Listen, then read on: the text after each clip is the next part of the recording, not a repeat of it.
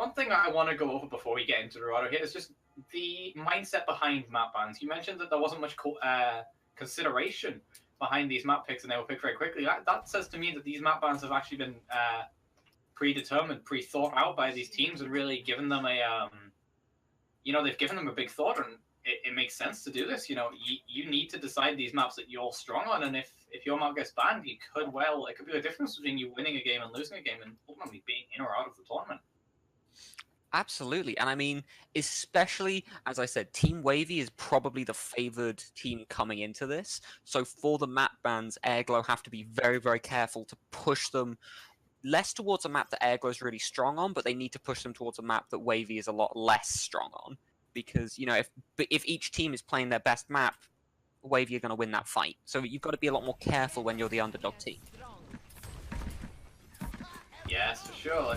These map bans are going to come into play a lot more later on in the series, where maybe we're not just picking between one game mode, but rather in the best of 3 or best of 5 series, where we will have the chances for the losing teams and winning teams to try and take these bans out as well. So, although earlier on it may seem a bit just a bit of a cop out to pick these maps, but later on it will actually come into play a lot heavier, and really, even now it is coming into play, like we saw, maybe washed up but not as favored on that map like Rialto.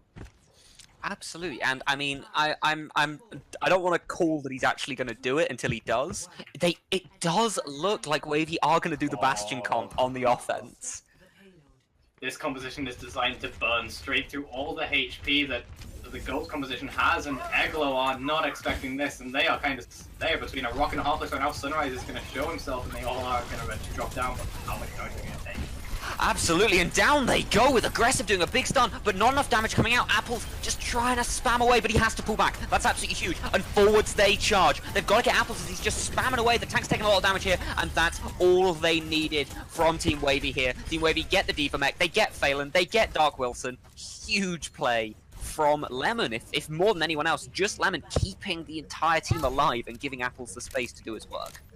He was hard pocketing Apples there. That was a lot of healing going into that Bastion.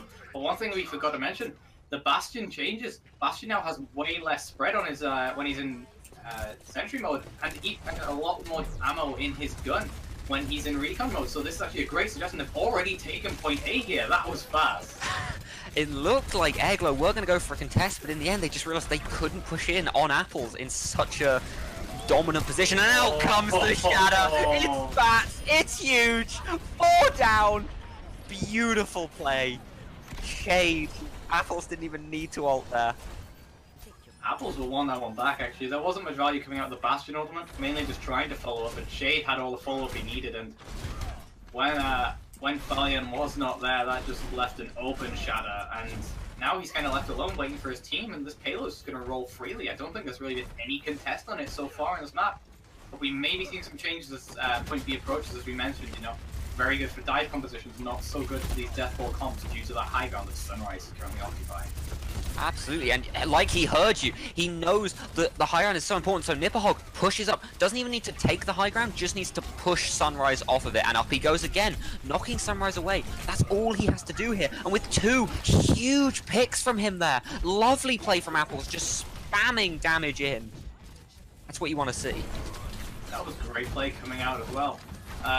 Just superb. As you mentioned, it was as if he heard me, but that high ground is so dangerous that you can get a Hanzo, you can get a Widowmaker, just someone with a lot of burst damage up there. Especially against the likes of Bastion, where you are shielded from smaller damage, except for that. And that was a great fire strike as well. Yeah. But he did a great job of just pressuring it. You don't need to take out those targets, but rather just pressure them out, as you said. And when you're pressured, it's almost as if it's a mind game.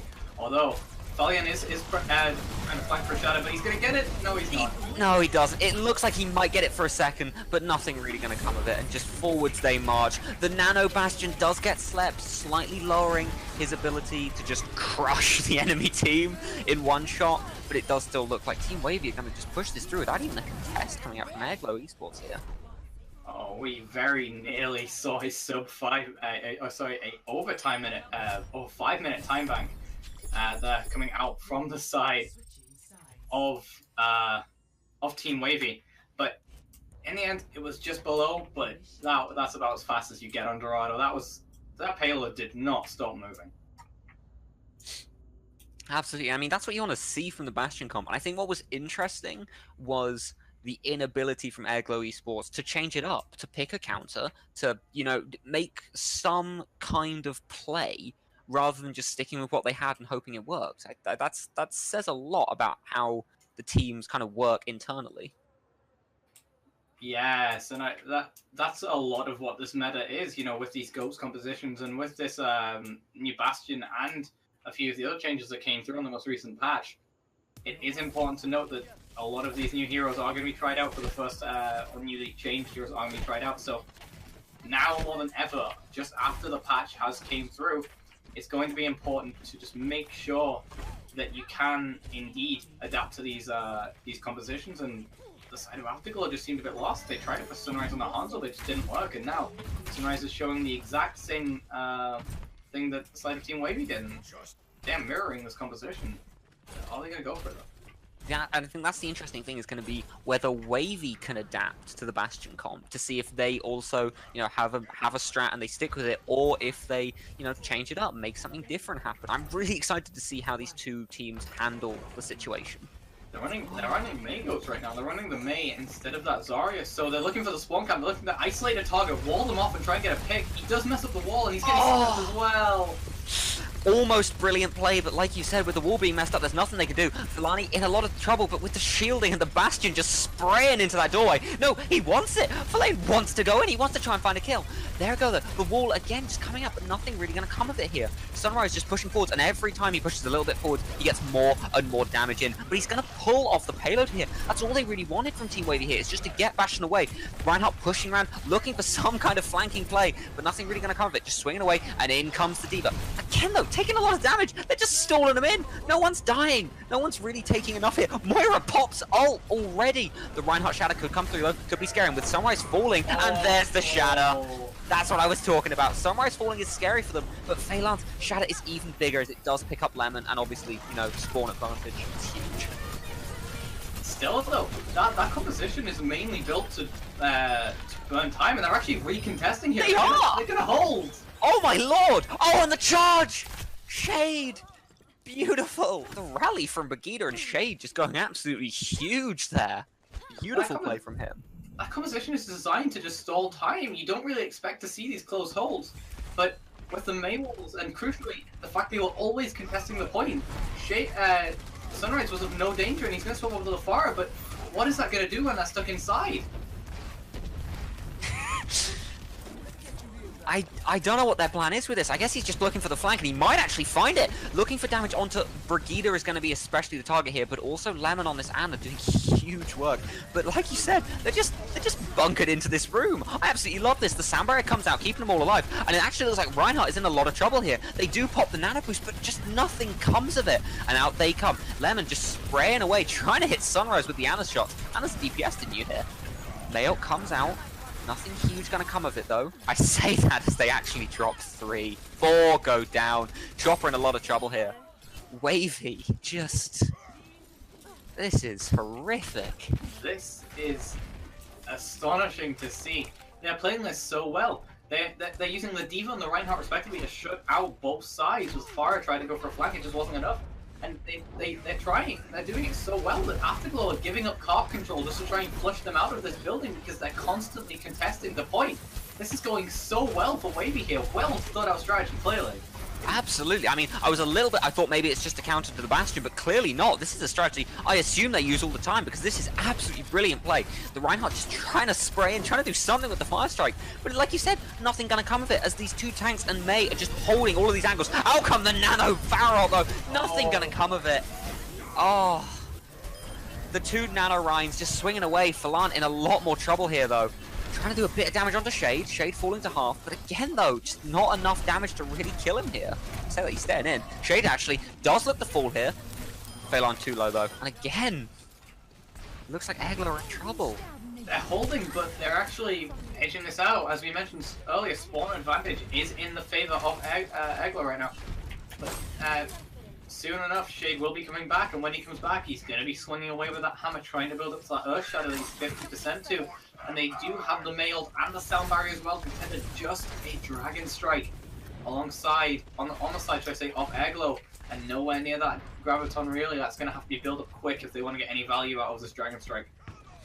Absolutely, and out comes Shade, out comes Apple, the mail goes down, Hanzo in trouble, down he goes, they're now pushing forwards for aggressive, he's the next target they want, they do get him, Chopper also looking to fall, and down he goes, Bellium up in the sky, trying to fly with Farah, just trying to stay alive, but in a lot of trouble here, and down they go, it's just Sunrise, and it's a C9, kind of. Team Wavy looking scary on that fight. That was, wow. That was a dominant performance. If we want to say that the first round was a dominant performance on the side of Kingsman, that was brutal. That was I don't even know what to say about that. I'm still. Oh, headshot! Apples! Oh, flick! No, you can't do that to a man. May isn't meant to be a hit scan. You can't do this. Oh, absolutely incredible play. But I mean, so far, that offensive locked composition doesn't actually seem to be anything like Goats. No, it's some kind of weird. I don't even know what I'm seeing from them. Oh no, they fooled us. Yeah, we fell for it again. We fell for it again. Saying that, actually, have you seen this defense comp though? Sombra, this was of course one of the original maps that Sombra was brought out on. You know, those health packs are so important to control, particularly the one underneath where the payload is going to pass very early on there, you know, on the left-hand side opposite Big O's. If you can control that health pack, you can really cut off a very key part of the offensive entry here. And if the side of airglow maybe don't spot this out, this could actually be a great strategy, as well as the fact that Sombra is one of the better counters to Ghost. You know, you're very grouped up, and there's a big chance for big EMPs, and, you know, when you're 6 people without any cooldowns, and there's a lot of HP there, you're going to charge the enemy ultimates very quickly. Absolutely, and they're pushing forwards. Meanwhile, though, like you said, Sombra is just sneaking around this backline, probably going to look for a hack onto the Brigida, but obviously doesn't want to hack until her team can do something with it. That's the crucial thing about Sombra. The Aristocrat comes out and does actually get Sombra spotted. She has to pop the hack and go away. But I love this little kind of Hanzo bunker comp they've got up on top of the garage. Waiting for them to engage. They are probably going to go for the engage. That's a big anti-nade. That's huge. And in they go. Cats get Sunrise. Lucio actually in a lot of trouble, but does get away. But with Dolin doing huge work here. Fallon swinging away. Very, very low. Cat's gonna push here. Surely Cats won't let this Reinhardt get away. He will. Dark Wilson also somehow gets away with 0 HP, basically. Wow. Ooh. That was close. That could have turned very, very bad if they start getting staggered out. In the end, they didn't, though. And they're actually going to go for a very early re-engage here. Chopper is going to have his mech back as well, so they are going to be 6v6 right now, despite that late kill. Absolutely, in they go. Dragon comes out and nothing really going to come of it. They try for the Hulk Dragon combo, but not going to happen. In comes Phelan, swinging away. He's actually taken a lot more damage than he was looking to here, and the hack from the Sombra is absolutely huge. He's trying to do something here, but the Orisa ult from the enemy team coming out with the Nano D.Va. D.Va just spraying away. I love this. The point back D.Va doing huge damage. Up goes the D.Va. She's got to try and find something here to try and even this up, and she gets 2. Beautiful play from Cats. That's what you need out of your D.Va mech right there. With Hanzo getting 1 kill. The rally does come out from Dark Wilson, but I don't know if it's going to be enough, and in comes the anti. They do just push them back again by the looks of it after a hero ult from Cats. Oh, I say that. The grab comes through. Cat's in trouble. Gets knocked out of mech, and with aggressive finding Greg's boy. Oh, it's turned around. Viral drops as well. This is everything you need if you're the offense. From a really, really bad position, Dolin doesn't land the charge. He needed that to get it, but with Fallon getting him, that's absolutely huge. It looks like they might be able to push to the end here, Yokai. Well, not the end, but the end of point 1. I thought it was done. That was an incredible re-engage. They timed that so well. I thought that Sunrise had actually thrown that grab away, but in the end, it was the play they needed. I was going to mention the fact that Greg's boy was just uncontested, firing free healing onto the point, allowing for his team to play aggressive, but I can't say that anymore. It's not as strong of it wasn't as strong as I thought it was, simply just the fact that, you know, they lost the point. However, coming into this point, they are going to have the default and the Lucio sound barrier to back it up as well, and they're nearing that shadow. Oh, here comes the Dragon Strike! Through it goes! Nothing really gonna come of it, actually. Cats, though, does win that D.Va 1v1. Cats has been absolutely dominating on D.Va here. I love the play. And with the hack onto Reinhardt, they're pushing forwards. Dolan looking for more. He gets one. He's looking for a second, and Sunrise in a lot of trouble. They try to get him out, but they're not going to be able to. And Dolan gets Dark Wilson with a beautiful charge through. Lovely play from him. This is what we meant when we said there are so many different compositions we're going to see here. They stuck with the Hanzo and Sombra here, but they swapped up the main tank, and really in that close quarters early hold position that they're going for, that Reinhardt can get so much value, build a shadow so quickly, hitting so many targets with that hammer. And now Palindrome is actually going to be staying behind, waiting for that EMP, although he is going to be spotted out actually, so no sneaky EMP, although they are going to be looking for that. I can feel, but what a grab! Incredible. I was going to say, they actually have all 12 ults. The grab comes out along with the D-roll. The D-roll actually does fine. Faded thought it was blocked, but it wasn't. That's actually huge. They push forwards, though. The Nano Rhine combined with the Dragon. They pop the D-roll just in zone, and Cats gets another double. A triple even. Beautiful play from Cats. Oh, this D.Va mech. This D.Va cannot stop impressing me with these ults. I love them. The EMP didn't turn out being enough, and they really quickly turned that around after the sound barrier, throwing in the D.Va bomb just at the last second before Fallion would get his shield back up. However, that used 5 ultimates there. That was a 5 ultimate push, and they still have 2 on the side of airglow as well, so not actually a great position to be in if you are innovative right now. But they have held before, and they're going to start it off with a pick on the Balin. That's a beautiful headshot out of Viral onto Bellum, and forwards they go. Surely this defensive C, but no, Chopper's actually going to push up and knock him back. That's what they need, but failing in a lot of trouble here. He's getting Fire Strike, he's trying to get away, and he actually might just be able to escape. Cats wants to get him though, Cats wants to push, and Dolan does get the finish. That's huge play from these tanks, and in comes the Nano Rhine, swinging away. 2 kills, looking for a 3rd. Can't quite find it, charge comes through, and he gets it. Blalim falls. Down he goes. Oh, Dolan, beautiful play. He charged him, so that Coalescence ended up getting nearly no value. And now, even though they're in a bad situation, they're going to be back on 3 ultimates. They're going to technically, for now, going to have that ultimate advantage. And actually, after both supports are going to swap over on the side of airglow, that's now going to put them in a great position here with those ultimate advantages. And now, only sitting really near the Graviton and D.Va bomb along with that Earth Shadow. Wow, look at the ultimates on the side of Innovative. They're sitting near a lot of ultimates here. Absolutely, and Blaylin again in a lot of trouble. Hanzo trying to get him. Dolan goes for the ult. Boop. Huge boop there. Viral though is actually going to pick up Phelan anyway. He doesn't need the ult. Aggressive does finally pick him up. Aggressive gets 2. Brigida pushing forwards, looking for a 3rd. Onto Anna, she is going to get it, and pushing onto Palindrome as well. Palindrome in a lot of trouble here. Brigida gets it. Brigida just picks up 4 kills. Brigida just and he's looking for Hanzo. Is he going to get it? He's Get him the 5k. He gets it! He gets 5! Cats is the only one left! Aggressive's looking for a 6k! They're gonna give it to Aggressive. They have to give it to Aggressive here. No! Sunrise steals it! The Brigida 1v6! WM1 is all they need, Pip. WM1. But now look at the ultimates. They're gonna need Q in the next fight because they have a lot. They have the Ursha, they have the Graviton. They're sitting quite near that rally thanks to that performance. However, the side of Innovative are going to have an EMP to engage with, and it looks like they're going to go for it. And they've stunned! Oh, it's huge! Aggressive, though, in a lot of trouble here. The Brigida, the absolute playmaker, and he is going to fall to Viral. Palindrome, nanoed on this Sombra, spraying away, trying to do as much damage as possible, but doesn't have to find him. But that's a huge anti-nade. They do get the contest. They do get the stop. They might win this push. There it is. Beautiful play. That fight. But that was very close. Aggressive got that stun on the Palindrome. If maybe he'd have waited just a second later, he could have cancelled the EMP and really won his team that fight. Instead, he simply dispositioned him.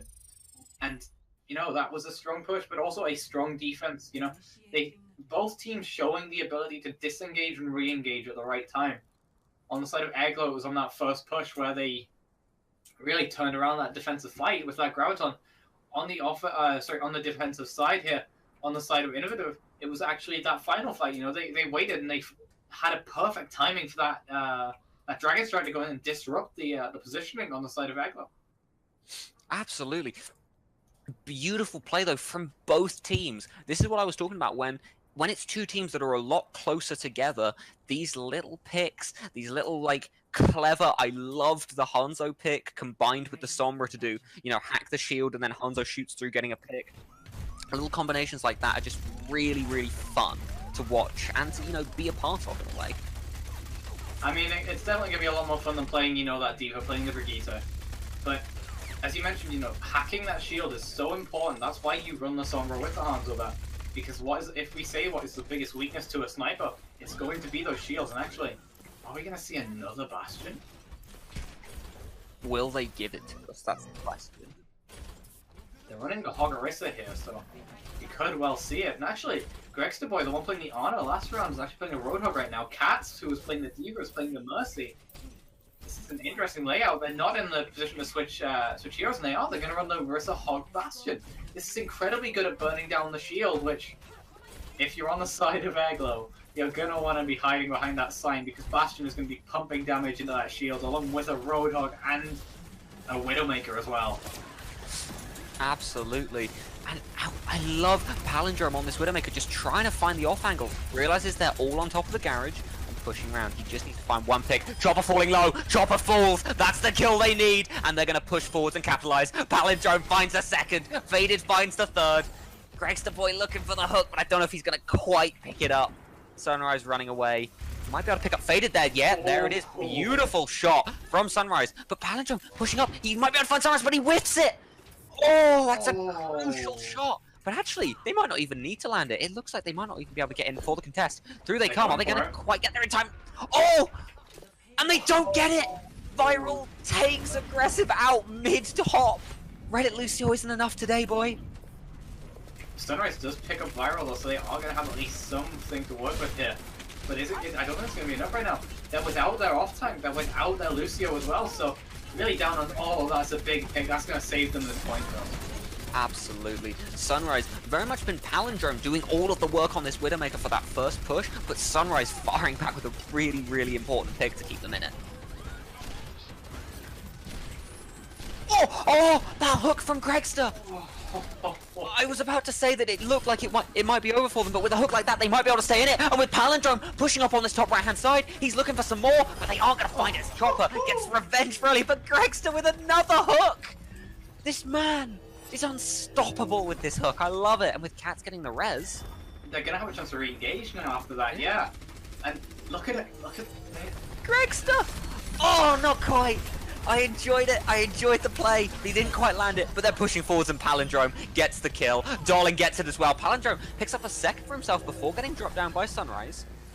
But still very, very convincing fight there. This Widowmaker duel has actually been very back and forth and very fun to watch. Sunrise taking an aggressive angle on the roof of Bank right now. Doesn't seem to be getting any picks of it this yet, and Greg's just trying to play aggressive, picking up Balaam. He doesn't get him though. Not quite. The Orisa ult comes out, and I love this positioning from Widowmaker, but Palindrome jumps up and hits him midair!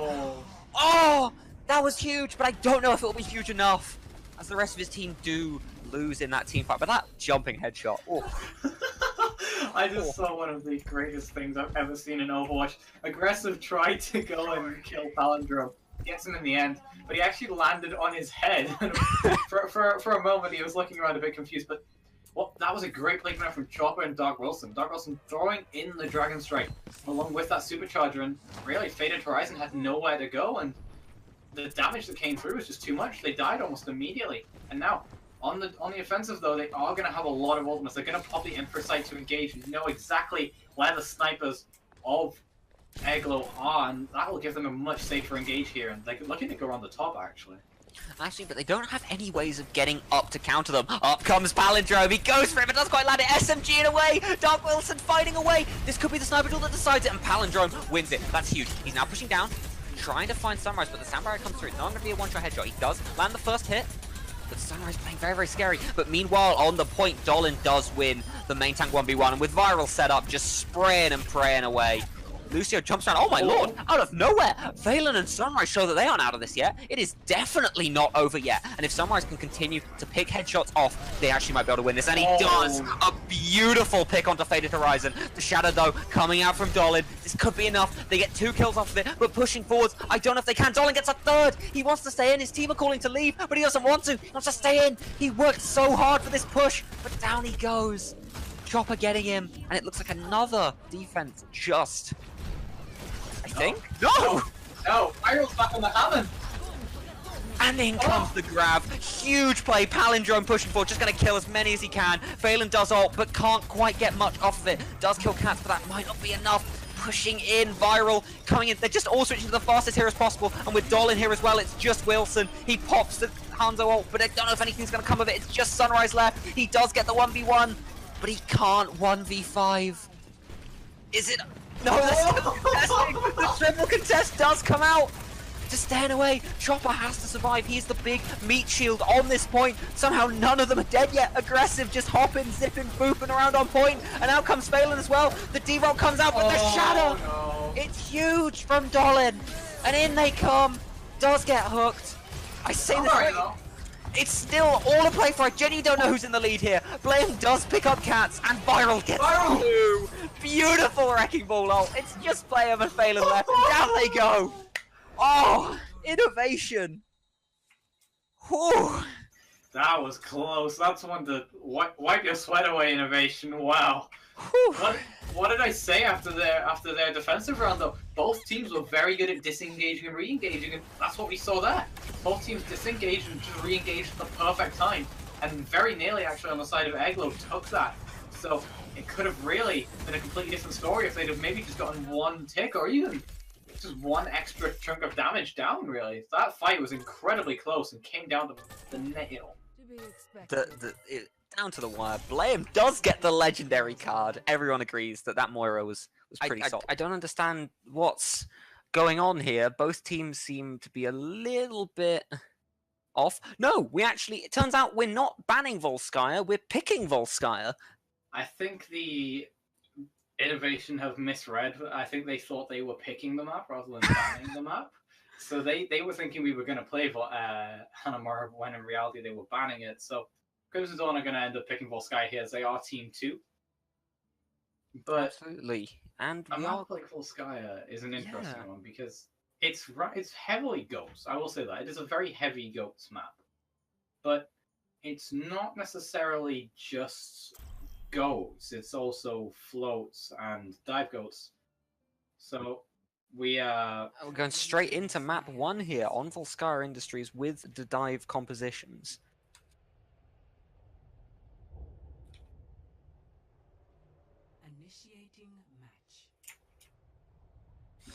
Interesting to see. Obviously, Volskaya, a very, very interesting map. A lot of different compositions can be, played here. It is heavily ran by goats, though. So we will probably see a goats variation here. Whether it be dive goats, whether it be floats, whether it be May goats, or even just regular old Moira goats. It could be any of those variations, but that is what I personally expect to see here. However, looking at the side of innovation here on the defense, we do see that they maybe aren't running that goats composition and instead are going for something a little different. I doubt they're going to run this triple DPS, but actually, no, they're not. But I am incredibly excited to see how they play this double sniper against what is shaping up at least to be a dive goats composition on the other side with the Winston. Absolutely. I would have been really excited to see the Sim Bastion, as Crimson Dawn are known for doing Sim Bastion on 2CP. I've seen them do it on a lot of different maps in a lot of different tournaments. I've seen them do it in the finals before. It is very much the composition they enjoy running on 2CP. In another sense, it also shows that they're very confident in what they can do, and although they're not running it right now, they're going to actually mirror with a double sniper, only, in fact, a triple sniper, should I say. But they are going to run that with dive tanks, so this is going to add a little more pressure on the Palindrome and Viral. They're going to have to play a bit safer, at a bit better angles. Actually, right now they're playing the same angle, which is not normally what you want to see from dual snipers. You usually play it to set up that crossfire. Meanwhile, look at the side of Crimson Dawn. They are running Hanzo playing quite close with his team. Up they go! Doge doing big damage, but it's a little bit scary. I say that, but Horrocks, Reddit Lucio does get the boot that he's looking for. But with Palindrome picking up 2 beautiful picks from him there. Viral also going to find 1. It actually looks like Innovation do look to win this first team fight. A tick, though, falling in the favor of Team Crimson Dawn. They do also pick up Paroxys. It's just the 2 tanks left. Doge going to pick up Cats. It's all to play for right now. Faden and Palindrome versus Max and Doge, but the spawns come in now. The spawns are a lot better for Team Crimson Dawn here. They do look to take it. I'm back on the Wrecking Ball, so they're going to try and at least hold out for a little while. Look, Rex is going to be taken down. Doge's going to find the mech, though. Oh! Palindrome! Palindrome! This man continues to almost single-handedly keep his team in this, but no, his efforts are not enough. Cats is going to push forwards, tries to get the rev, does get the rev onto Dolan. Dolan just continuing to try and edge it out, trying to stay on the point, contest for as long as he can. He's still on it! And he does look to fall here, and they are just setting up on the second point here. That adaptive shield allowed him to stay alive for so much longer, and actually burned nearly 2 minutes off the clock, despite losing that fight. And although Doge did build up to that primal rage, and we are seeing pretty close to a Infrasight on the side of Free there, we do see Palindrome actually winning out this Widow duel quite handily. Same with Viral, actually, quite dominant there on the snipers despite losing the fight, so this is far from over if you are Innovation right now, despite the difference in level of play. Absolutely, but with Doge getting a beautiful opener onto Viral, he clearly doesn't see it the same way, and that's a second kill onto Cats, a third onto Gregster. Doge just continuing to dominate on this Winston, a hero we haven't seen in far too long. Wow, that was an incredible primal rage coming out from Doge. That's just gonna seal it right there. Doge doing a great job to not only open space for his team, but also just pick up the kills. And although first point was actually very close with a lot of picks coming out from Palindrome and Viral, we saw Doge just completely dominate that second point, and that's the difference between these teams, to be honest. Just mechanical skill is really going to be the difference on these tanks. Absolutely. I mean, especially just when you're playing, you know, a hero like Winston, a hero that, you know, a really good Winston can win you the game. He can make plays, he can get picks, and Doge is just showing that to be completely true. Absolutely. I actually consider Winston to be one of the hardest heroes in this game, not necessarily because of skill, but more just because of the depth you can go to with that character. You can learn how to juggle, you can learn how to really play with your animation cancels and learn your limits on the hero.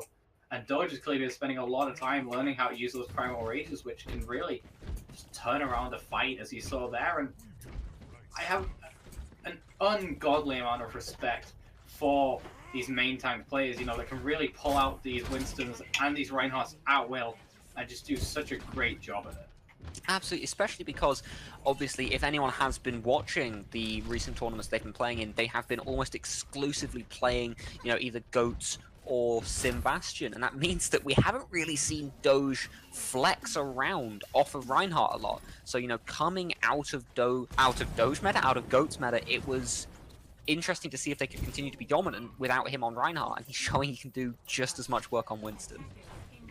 Right now, you said the Doge meta. Doge really is showing to be the meta. He opened up so much space on those points.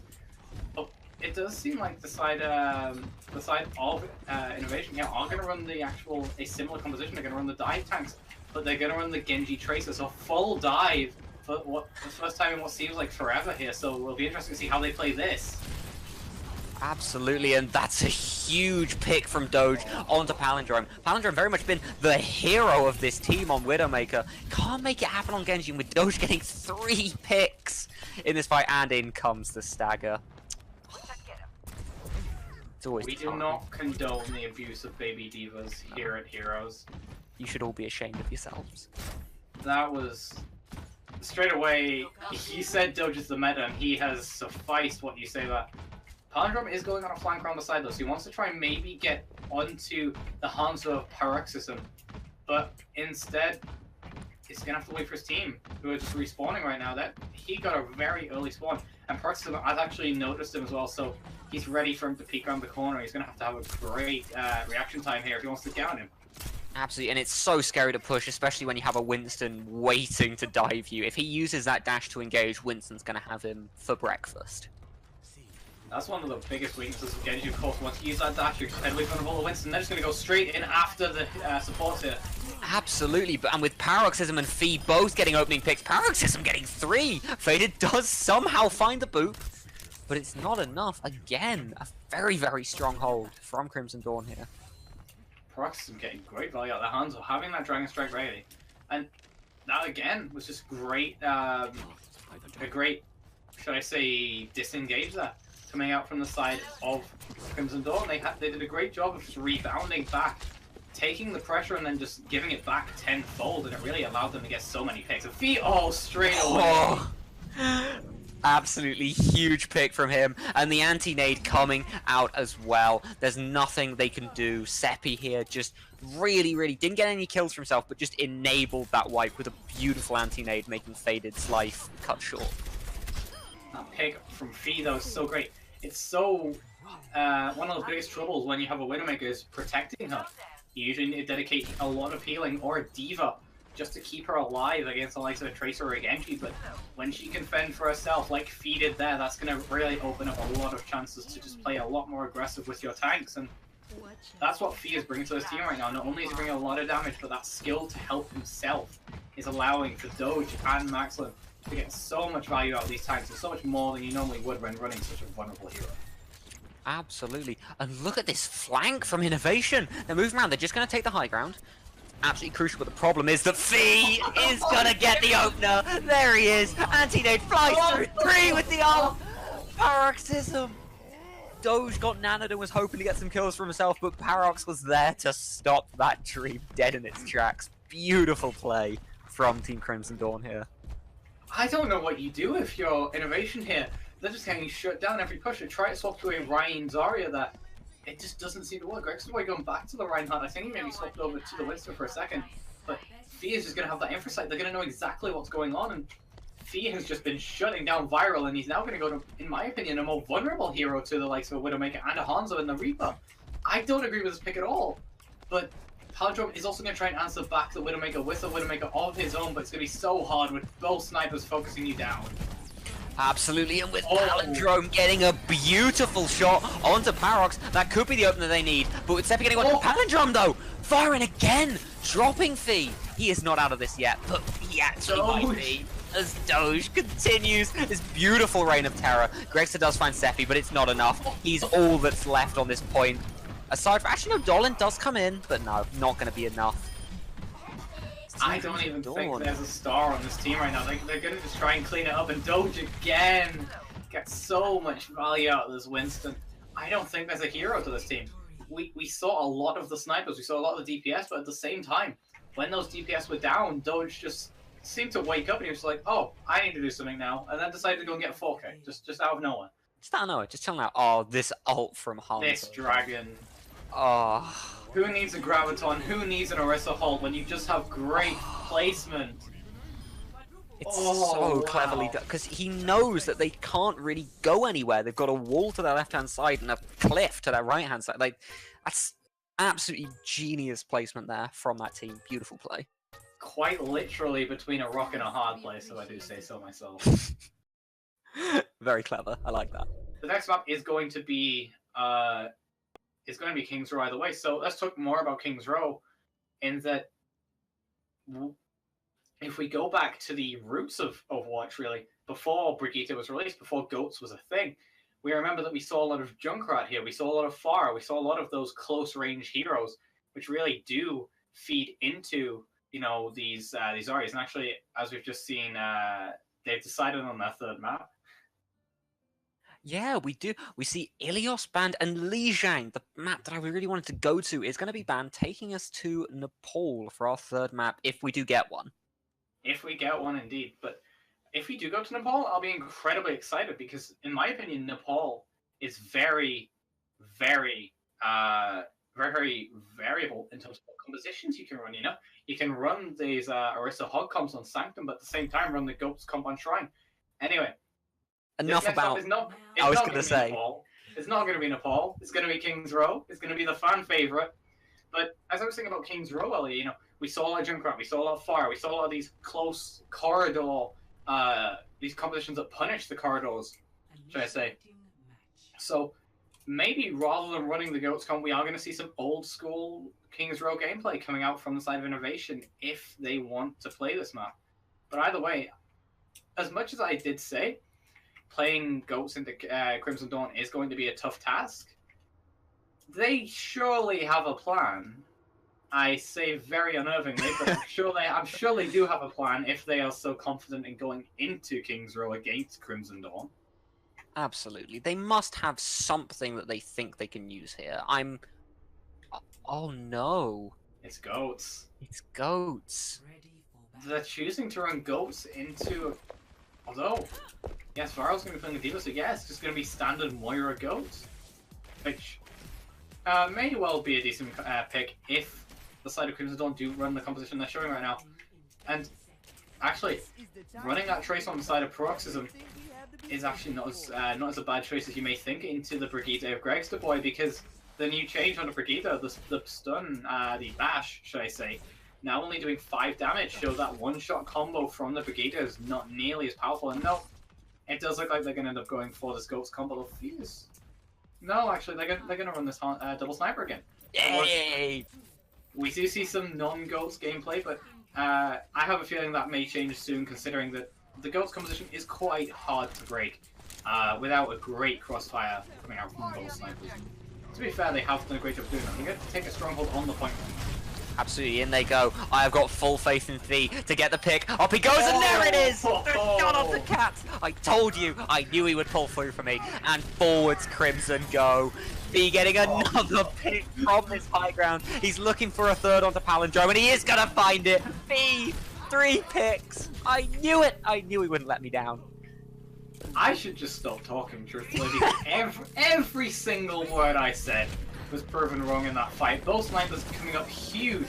A great pick coming out from Fee onto the Moira, onto the main support, the main source of healing in GhostCom. The biggest pick you could get. And they're going to push up very aggressive here. Fee's going to try and find an angle and get a pick and really keep this payload moving. Keep the snowball rolling while they have the advantage, because as soon as Ghosts get set up, as soon as they start to get picks and get momentum, it's hard to break that momentum. And actually they're going to rotate onto Fee right now, but he's going to find the boy. He picks up the Brigitte before the rotate can come through. Oh, the shatter! Doge! And the dragon! He gets 2 before the dragon comes through! They clear them! Oh! That was incredible coming out from Crimson Dawn there. What they did, they actually rotated. So although the Ghost composition was rotating around behind Fee was bait. And Doge actually got in a position where he could shatter from behind the Reinhardt even though they were retreating. So honestly, that was a fantastic set play coming out from the side of Crimson Dawn, and this is why you don't play on a map like King's Row into a team that is so well practiced on it. And this is all innovation, all learning right now. Hard's kicking a bit aggressive, but I don't think he's going to be punished for it. He is the true Renaissance. Looking for the boots. He is going to get away, and with Dolan falling to Parox, that looks like that might be all Crimson need. And in comes the Nano Doge. 1, 2, 3. What is this? Viral has to kill himself. Oh.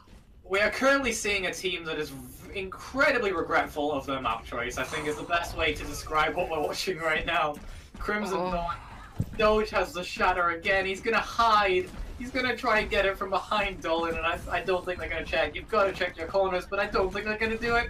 Oh, here he comes on! No! Oh, it's huge! 2 are gonna fall to this dragon. Surely down the 2 of them go.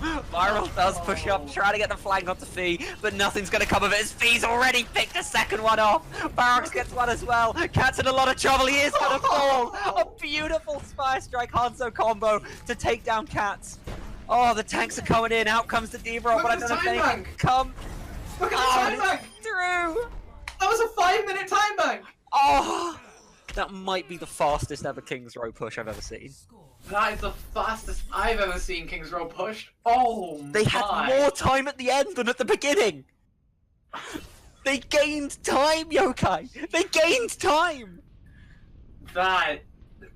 This is what I meant when I say you don't go to King's Row against Crimson Dawn. Oh, I mean everyone watching this stream has learned that now.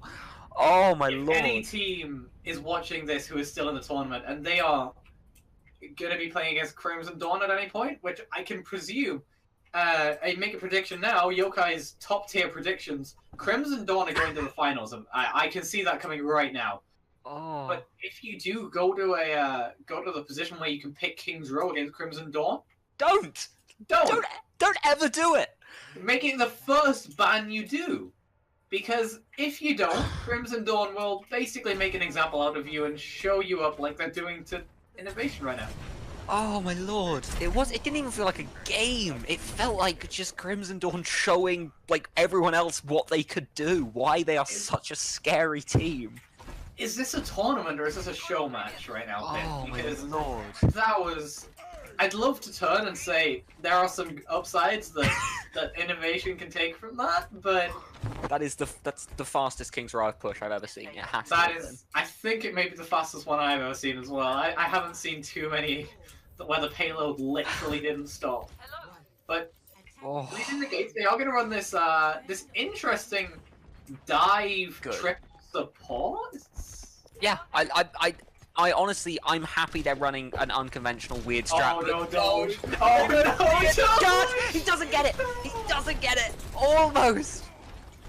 That was very nearly tragic. A bit of BM coming out as well. It's all about just getting in your opponent's heads at this point, surely. After an offense that good. The anti-nade comes out. No, but the anti comes out, pushing Dolan back. They shouldn't be able to pick Doge up here. He is going to get enough healing, and with E getting a beautiful pick onto Gregster there. Viral is actually going to finally shut down Doge, but with the anti-nade coming out Seki, there's nothing they can do with it. Oh. You don't get the chance to take advantage of that pick. You simply go back to spawn like a good child. Oh my. I know we've been talking about Doge all the time, but I don't know if you can say too much about Fee, who has just been dropping heads this entire time, getting pick after pick after pick after pick. You think some of these heroes would pick up a helmet after the amount of times Fee has popped the heads of the side of Innovation. And actually, it's not... at this point, the worst part about this Pip, and I'd hate to say this, but I have a feeling that Crimson Dawn are playing with their food. I really don't know if this is their final form, and that's a big shudder on both supports there. Oh, the clear coming out again. Fee gotta win the 1v1. Doge and Parox there to get the cleanup. They're not even gonna stagger her. They're just gonna put her down. Fee. Oh my lord, he's gonna... Oh my god, this is so BM. This is so BM. Someone call the RSPCA. This isn't okay. You can't... Oh... This spider is indeed venomous right now, Pip. This is... And I mean, obviously we're... that's a big pick, but no, traded instantly. Obviously we are going on a lot about how good Crimson Dawn are, but to get to the quarterfinals, Innovation had to go through some pretty gnarly teams. You'd think that they would have a bit of a break after, you know, such a grueling group stage, but no, Crimson Dawn decided to end this one early, it seems, and with a minute 30 left and a lot of momentum pressing against the side of Innovation. As much as they did a great job to get here, there's only a matter of time before I think Crimson Dawn finally just put the final nail in the coffin. Although Deepom's going to go and try and get something. No, nothing's going to come of it there. Dolan, though, is going to push forward, is going to try and make something happen here. In comes Viral, swinging around, but I was about to say Palindrome has to get that opening pick onto Fee, and he just isn't going to get it, and with Parox dropping cats, they do a boostio! Oh. And he gets the kill on the Dolan as well. Oh no.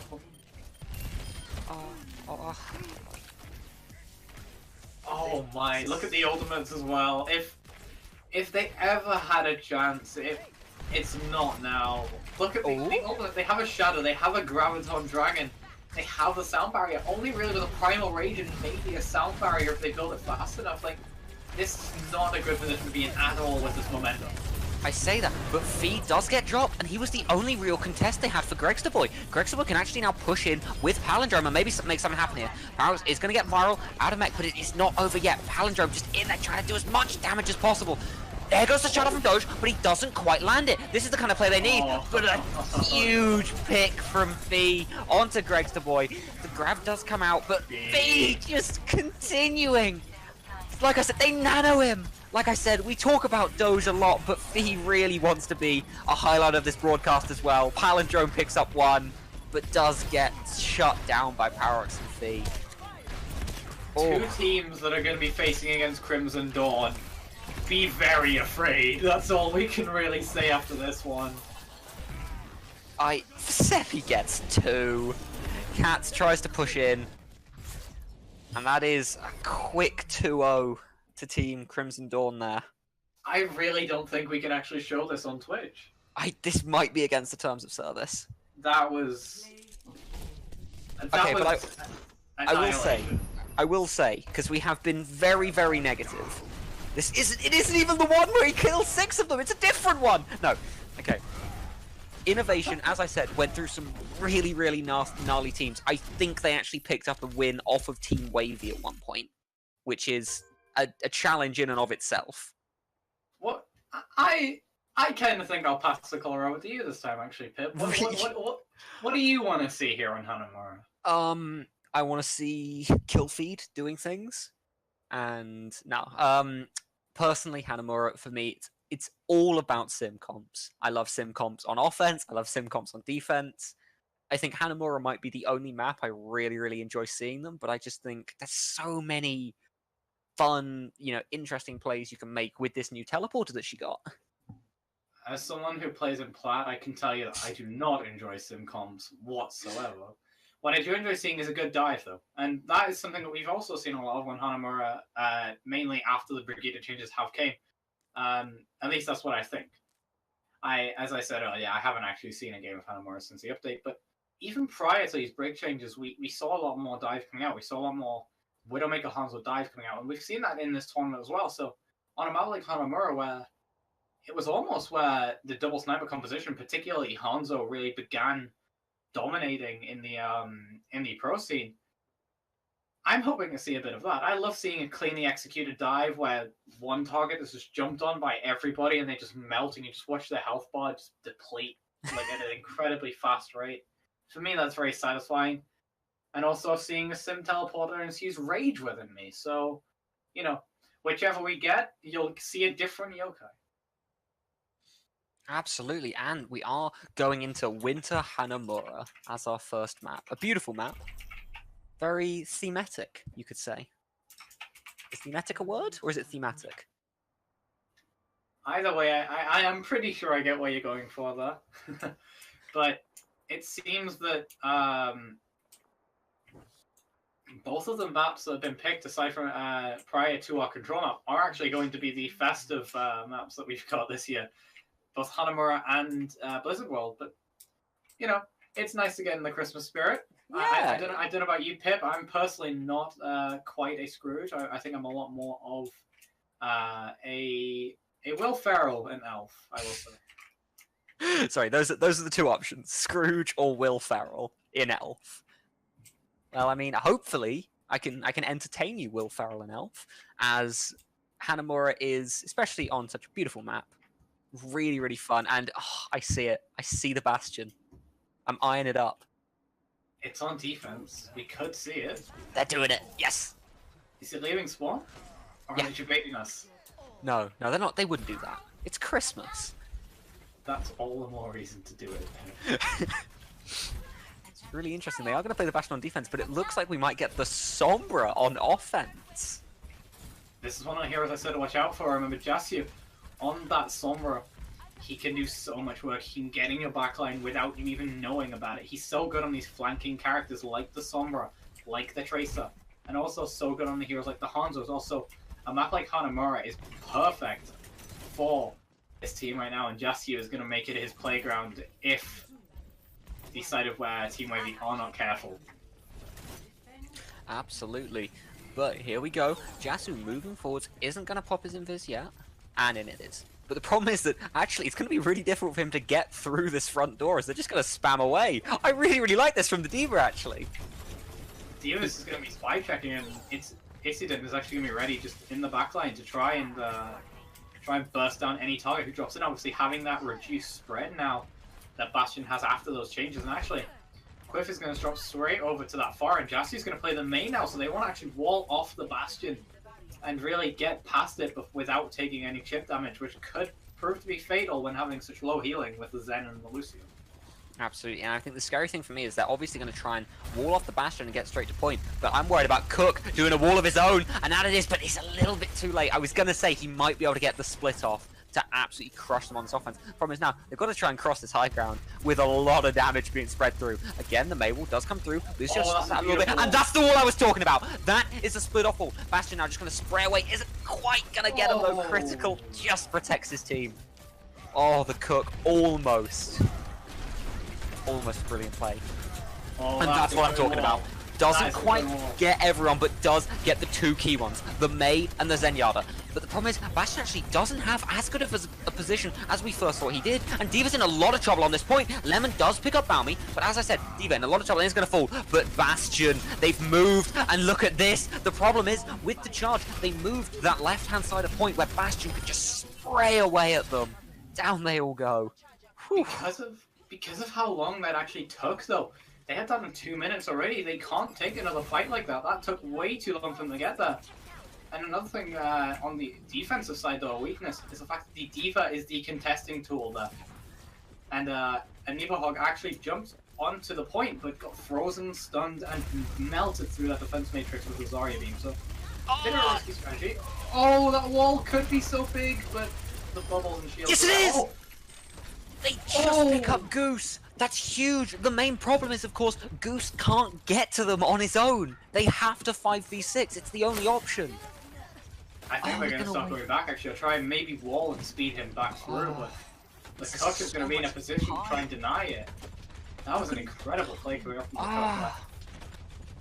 This is really bad. They've already lost 30 seconds just trying to get here, and they're probably going to lose, what, another 20? Trying to get the whole team to the point? I think right now what they need is one of your Sim Bastion strategies, truthfully.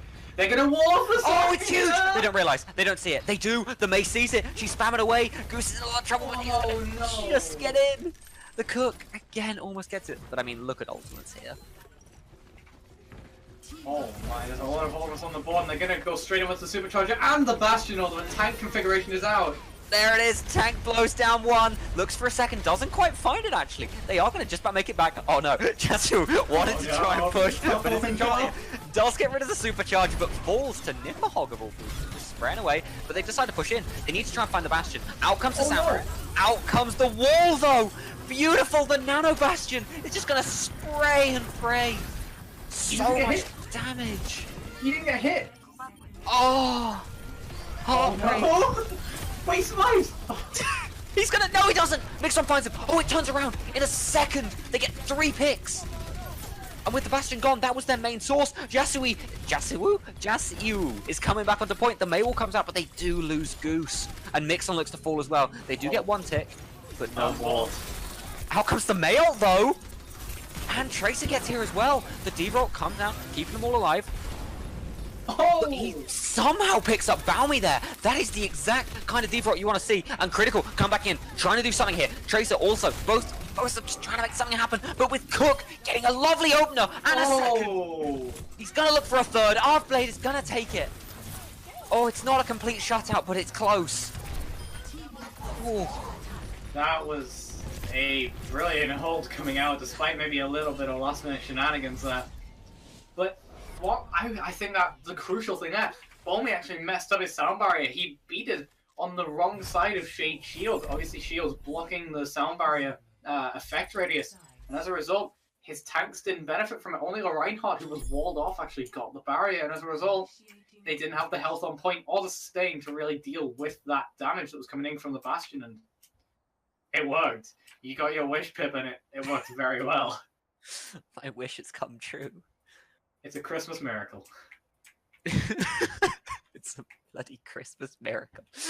Right, I'm really interested though to see what happens on this offense from Team Wavy, because I mean that Bastion defense was yet again, and I do just want to say, by the way, we have seen Team Wavy play twice now. Both times they've brought out the Bastion.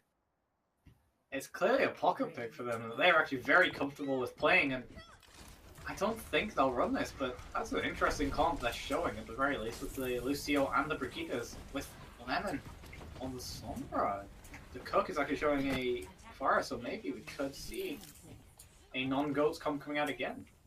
Absolutely, and obviously, just to make sure for anyone who's watching the stream, we do have a nice long delay. So there will be no cheating, no looking at pre-picks or anything like that. So teams do not have to worry, and I mean, if they're going to pre-pick something like this, they might just play it.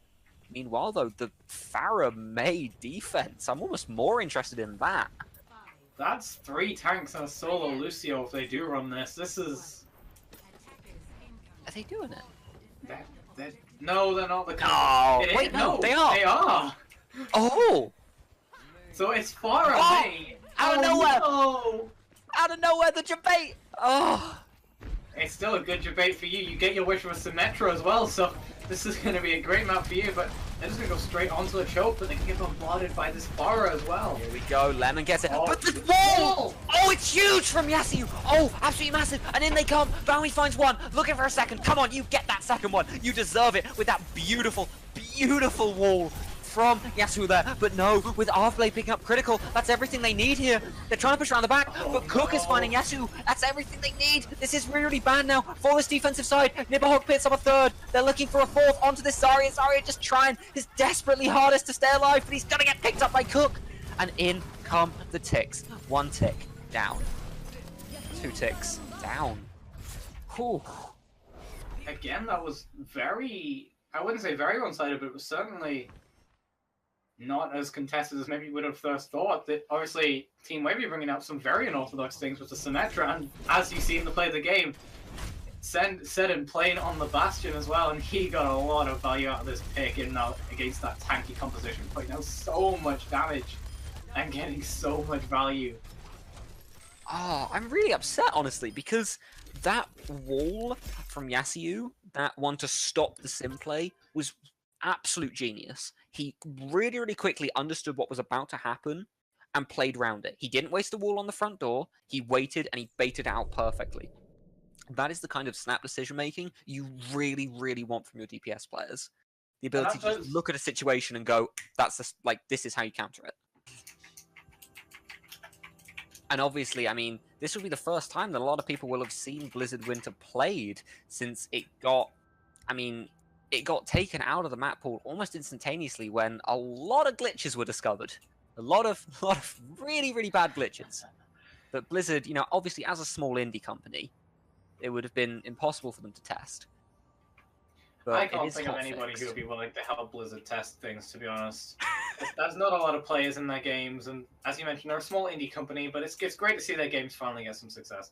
But all joking aside, as you mentioned, you know, they disabled the Winter Blizzard World a while ago, simply for some bugs, and they hotfixed them back in the patch, but it was bugs like players not being able to leave spawn and such, so fairly game-breaking bugs, I would say. You know, not being able to leave spawn leads to a few problems, but actually, speaking of problems, Satan on that Bastion again, and that's going to cause problems for Dedication, who really didn't find an answer for him in the first round. They're just going to run the exact same composition with the Cook on the May and Overblood back on that Brigida as well, so if it ain't broke, don't fix it. Absolutely. I mean, obviously, while we are talking about Blizzard being taken out of the map pool, I do think it would have been interesting because I don't think teams would have expected it to have been back online so quickly, so they might actually have not prepared for this map as much as they would have the other maps. Absolutely, I agree with you there, but right now they are just going to be jockeying around anyway. And remember that it was Blizzard World normally where they could still practice it, so they may be practicing for that. Yasuo is on that favoured Sombra though, so he could well be looking for a hack on Satan to allow his team a safe passage up to the high ground. But he's going to be spotted out and he's going to have to translocate away as well. Absolutely. He tries to go for just a bit of damage onto Eden, but they chase him back instantly, and the amount of damage this Bastion can just output is very, very scary.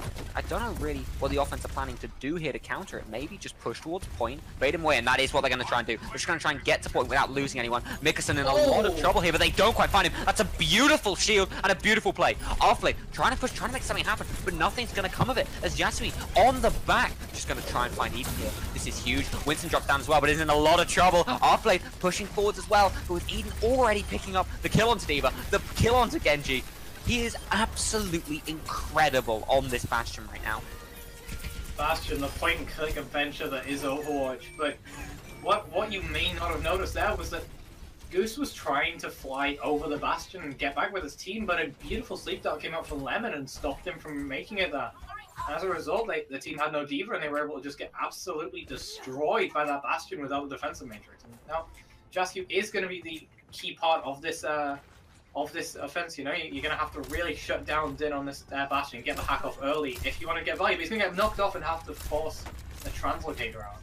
Absolutely, but the interesting thing is actually they did take 2 ticks from a C9. There is a complete possibility, and I think it's what they're currently working with, where if they can somehow get D.Va off this point, they could very, very easily C9 this. That was a big halt though, and this whole Bastion combo is proving critical. Din already has the Bastion ult, and it's going to be another one eaten by Gusto, and he has to keep doing that in this series. Oh! The nano comes out onto the Bastion, and he's absolutely crushing. That's 4 kills for him. Gonna look for Ghost and Quiff, but they might just be able to make it out. Quiff gonna push into that background. I was gonna say, the Winston jumped a little bit too early there. The EMP didn't come out in time. What I saw there was a fantastic heads-up play from Din, though. A good tip if you're ever playing Bastion is if you see a Sombra going for EMP and you have that ultimate to pop it, crucially you keep that, you technically count like you're in sentry mode. Oh, but a big nano blade. Huge. In he goes. He's got to try and find one. There it is onto our blade. But the Mayo comes out. If nothing else, it just zones the point. And with Eden picking up critical and Nibhogg picking up Quiff, this is turned around in an instant. We thought that the nano blade would be enough, but it's nothing compared to this beautiful tank defense coming out from Team Wavy. And they look to clean up all 3 of these kills. Shade and Eden getting 4 kills between them. Whew. Eden coming up massive on that Bastion again. What I was saying was he had a great heads-up display of, you know, using that ultimate before the Sombra EMP could hit, meaning he wasn't knocked out of his configuration, and he actually had his armor. And on top of that, he also had the nano boost as well, so he was able to clean up despite the lack of any cooldowns. And now, they're going to run a far into this, which I incredibly disagree. I disagree with, should I say, heavily. Because Quiff is going to get melted out of the sky if Din can just focus him down a bit, and he's going to have to already be forced behind cover. This is not what you want, although that Deep Bomb could be the answer here to Din. Doesn't quite find it. I enjoy what they were trying to do there, but it isn't going to be enough. Nibhogg actually in a lot of trouble here on their backline, and out comes the EMP. They've got to try and make something happen here, and with Quiff picking up Din, that could be all they need. The nano brig, though, coming in, trying to make something happen. Out comes the rally as well from this defensive side. They're just hoping that Brigida can work her way through the whole team, and she just might, as she picks up 2 kills, looking for a 3rd. Quiff needs to make something happen here, but he's got no healing. He's in a lot of trouble. The nano rally might be enough, as down goes Quiff to Nipper. It's just critical left on this Winston, and he's not going to get the point. Nano, Brigida, what is this hero? That is one of the most, I don't even know, one of the most creative uses of rally I've ever seen. Combining it with the nano, just to allow, although she was alone on point, the healing with that new healing buff she got, allows her to stay alive, and that damage reduction basically means she's invincible. So she can just run straight into the team, swing that flail, do so much damage, and really just shut down that entire push. And really, the only saving grace from that attack round there was that the side of the offensive only actually picked up 71.5% on the objective. So really, they are still fighting for a victory, but that's going to be a tough hold for 4 minutes. Absolutely. Dedication did manage to get that 71%, but I mean, oh my, are they going to do the offensive Bastion? Are Wavy going to do it? We thought this was a pocket pick. It isn't. It's their standard meta comp. This is their default. Oh no, disappointed. I'm not disappointed. If Lemon does actually run the Sombra, he teased it on Hanamura, and he did end up swapping over to Hanamura, so I'll be surprised if he just stick with it, but if he does, I'll be a happy man. I'd love to see me some Sombra play and those big EMPs that we were seeing, despite dedication losing, were very, very satisfying to watch. However, they are seeming to run the same type of thing that they were running before they swapped to the Symmetra comp, so are we going to see the Cook go over to Symmetra and Lemon go over to Moira? Let's find out. Absolutely, that is the really, really interesting thing here. Maybe, it actually looks like no. Jasui on this back line. It's really important that he finds an opening pick onto Brigida, of all people especially. But I love Zarya, just trebucheting shots over. He's gonna get the hack up behind though, but nothing is actually just gonna get rejected by that flail. And they're gonna move straight up to point, and really, Jesse's actually out of position right now, so they could really capitalize on this 5v6 while Jesse's away. Absolutely, in they come. Goose and Critical in a lot of trouble here, but actually firing back. Down goes Goose though. That's the pick that they needed. But Shade, in a little bit of trouble himself, gets fully healed up along with Nipperhog. And with Arblad getting a beautiful pick onto Yasuo. Absolutely huge, and down goes Critical. Yet again. Team Wavy showing some real dominance on these offensive sides. I think that's actually going to be it right now. They're just going to clean up and capture the point right there. The reason that fight was so one-sided is Goose actually got picked off first, as he said. The reason that is so important, and that charge was beautiful on those Goose at the end there. The reason that's so important is because the way Zengoats work is you usually want to bait out those Zarya bubbles early so you can get the Discord Orb onto the Reinhardt. But if the Zarya isn't there to begin with, it really means that you can just fire away. And this is what I mean. He sees the Translocator, and he gets ready to EMP. That was beautiful play coming out from Eden there. So just know that if he is going to use that ultimate, he keeps his armor, he keeps the damage reduction he gets while in turret form. And as a result, he was able to get a lot of kills with that nano-boosted tank configuration. I want it known that we've seen Wavy play 3 games, and all 3 games the Bastion has had player of the game for them. I want it known that that's a fact. That's a thing that we've all experienced. But Volskaya is a very, very fun map. As you said, that double sniper dive comp is fascinating on both offense and defense. I'm excited to see if we do get it. Ooh. They look to be making my dreams come true. Although Peppermint is actually showing the Genji rather than a Hanzo, but we could still see this dive composition with the Widowmaker, which, if you remember, for a while, around the time of Stage 2 and 3 of the Overwatch League, that was actually meta, running that dive composition alongside the Widowmaker. Remember, that was actually when Widowmaker got her first real hand within the meta.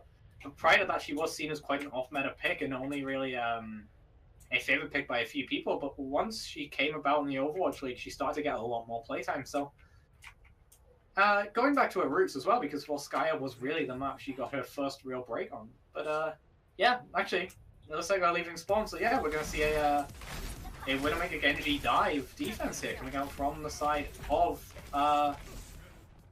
Wheelchair. Yeah. Whereas, actually, on this... Now, I was going to say, the offensive team Wavy looked to be picking up Sombra. Again, as you previously said, Sombra, another hero who was really kind of defined by this map, in a sense.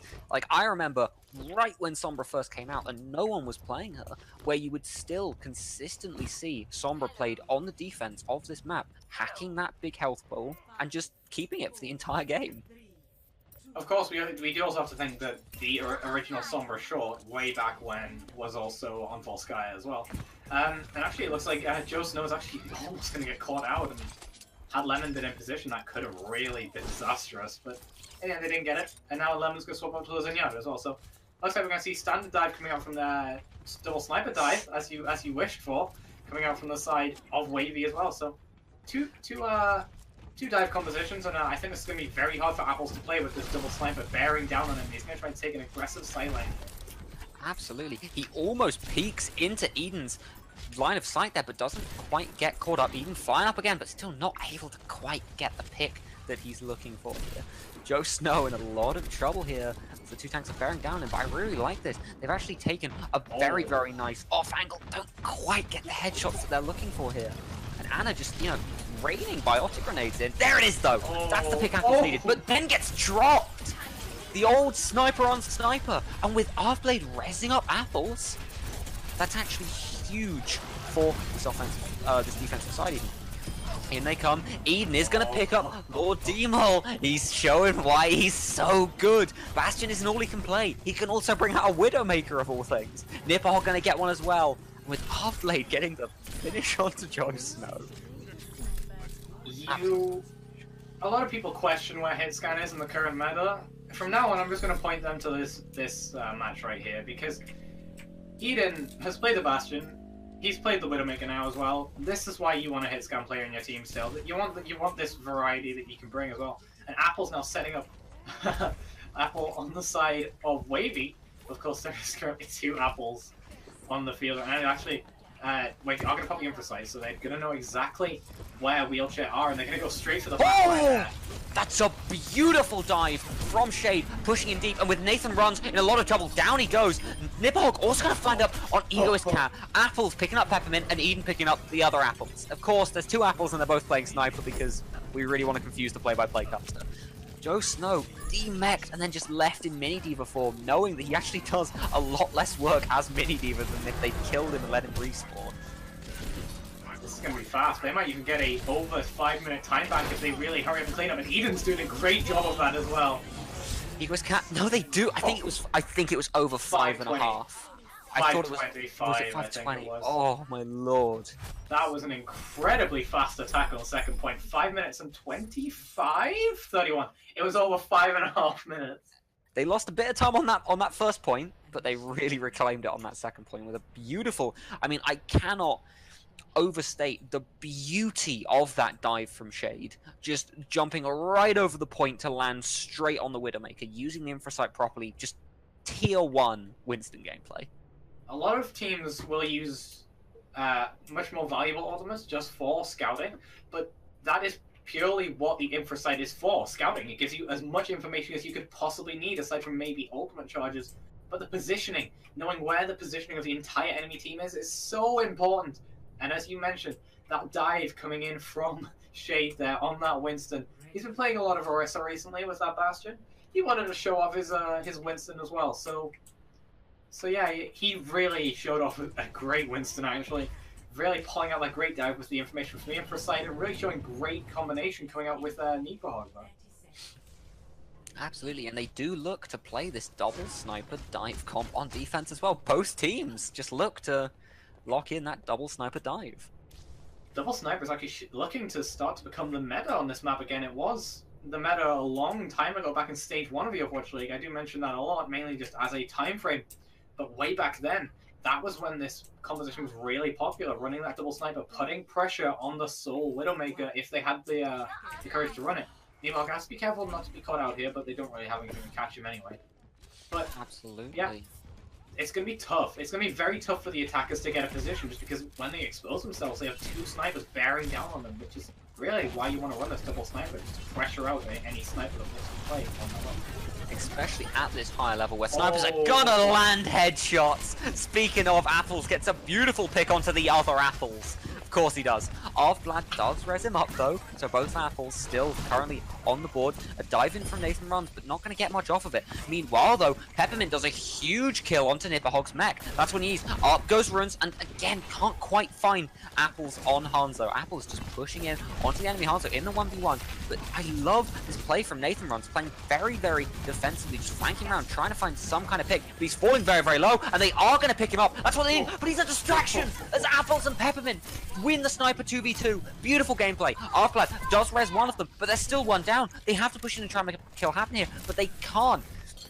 Meanwhile though, oh, a lovely kill on the Div mech, and there it goes. Shade continuing to push forwards. It is going to be Shade underneath a Winston body jumping over you.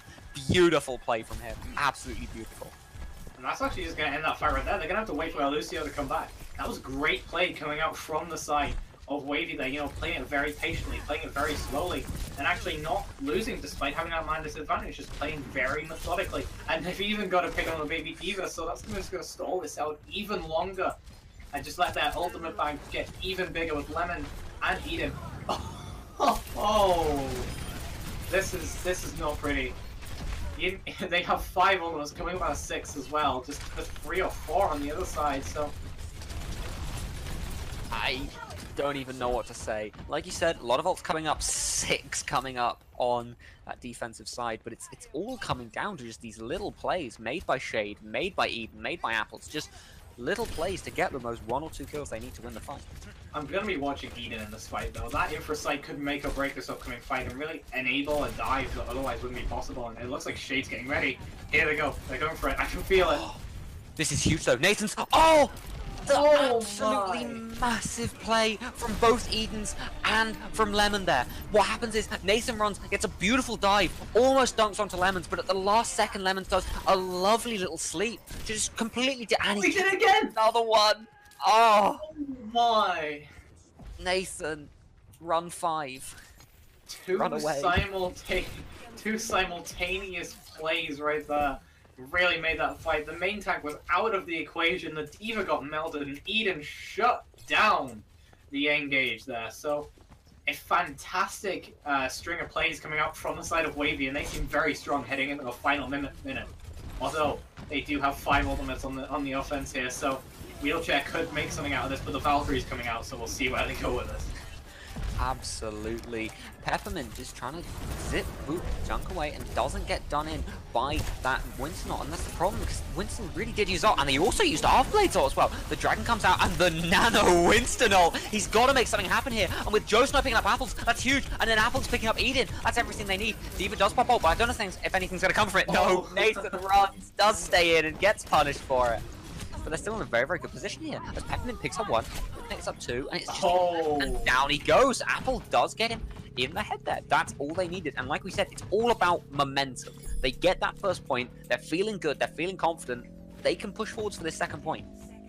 They do technically have the ultimate advantage going into it as well. So this momentum is slightly in their favor. And they could snowball this if they hit the right shots, if they get a pick early. If they punish maybe a bit of aggressive positioning, over-aggression is something that we have noticed a bit of from Wavy so far. So if they can punish that and they can get a pick, that could well be the key to victory here and taking this time back without too much of a difference.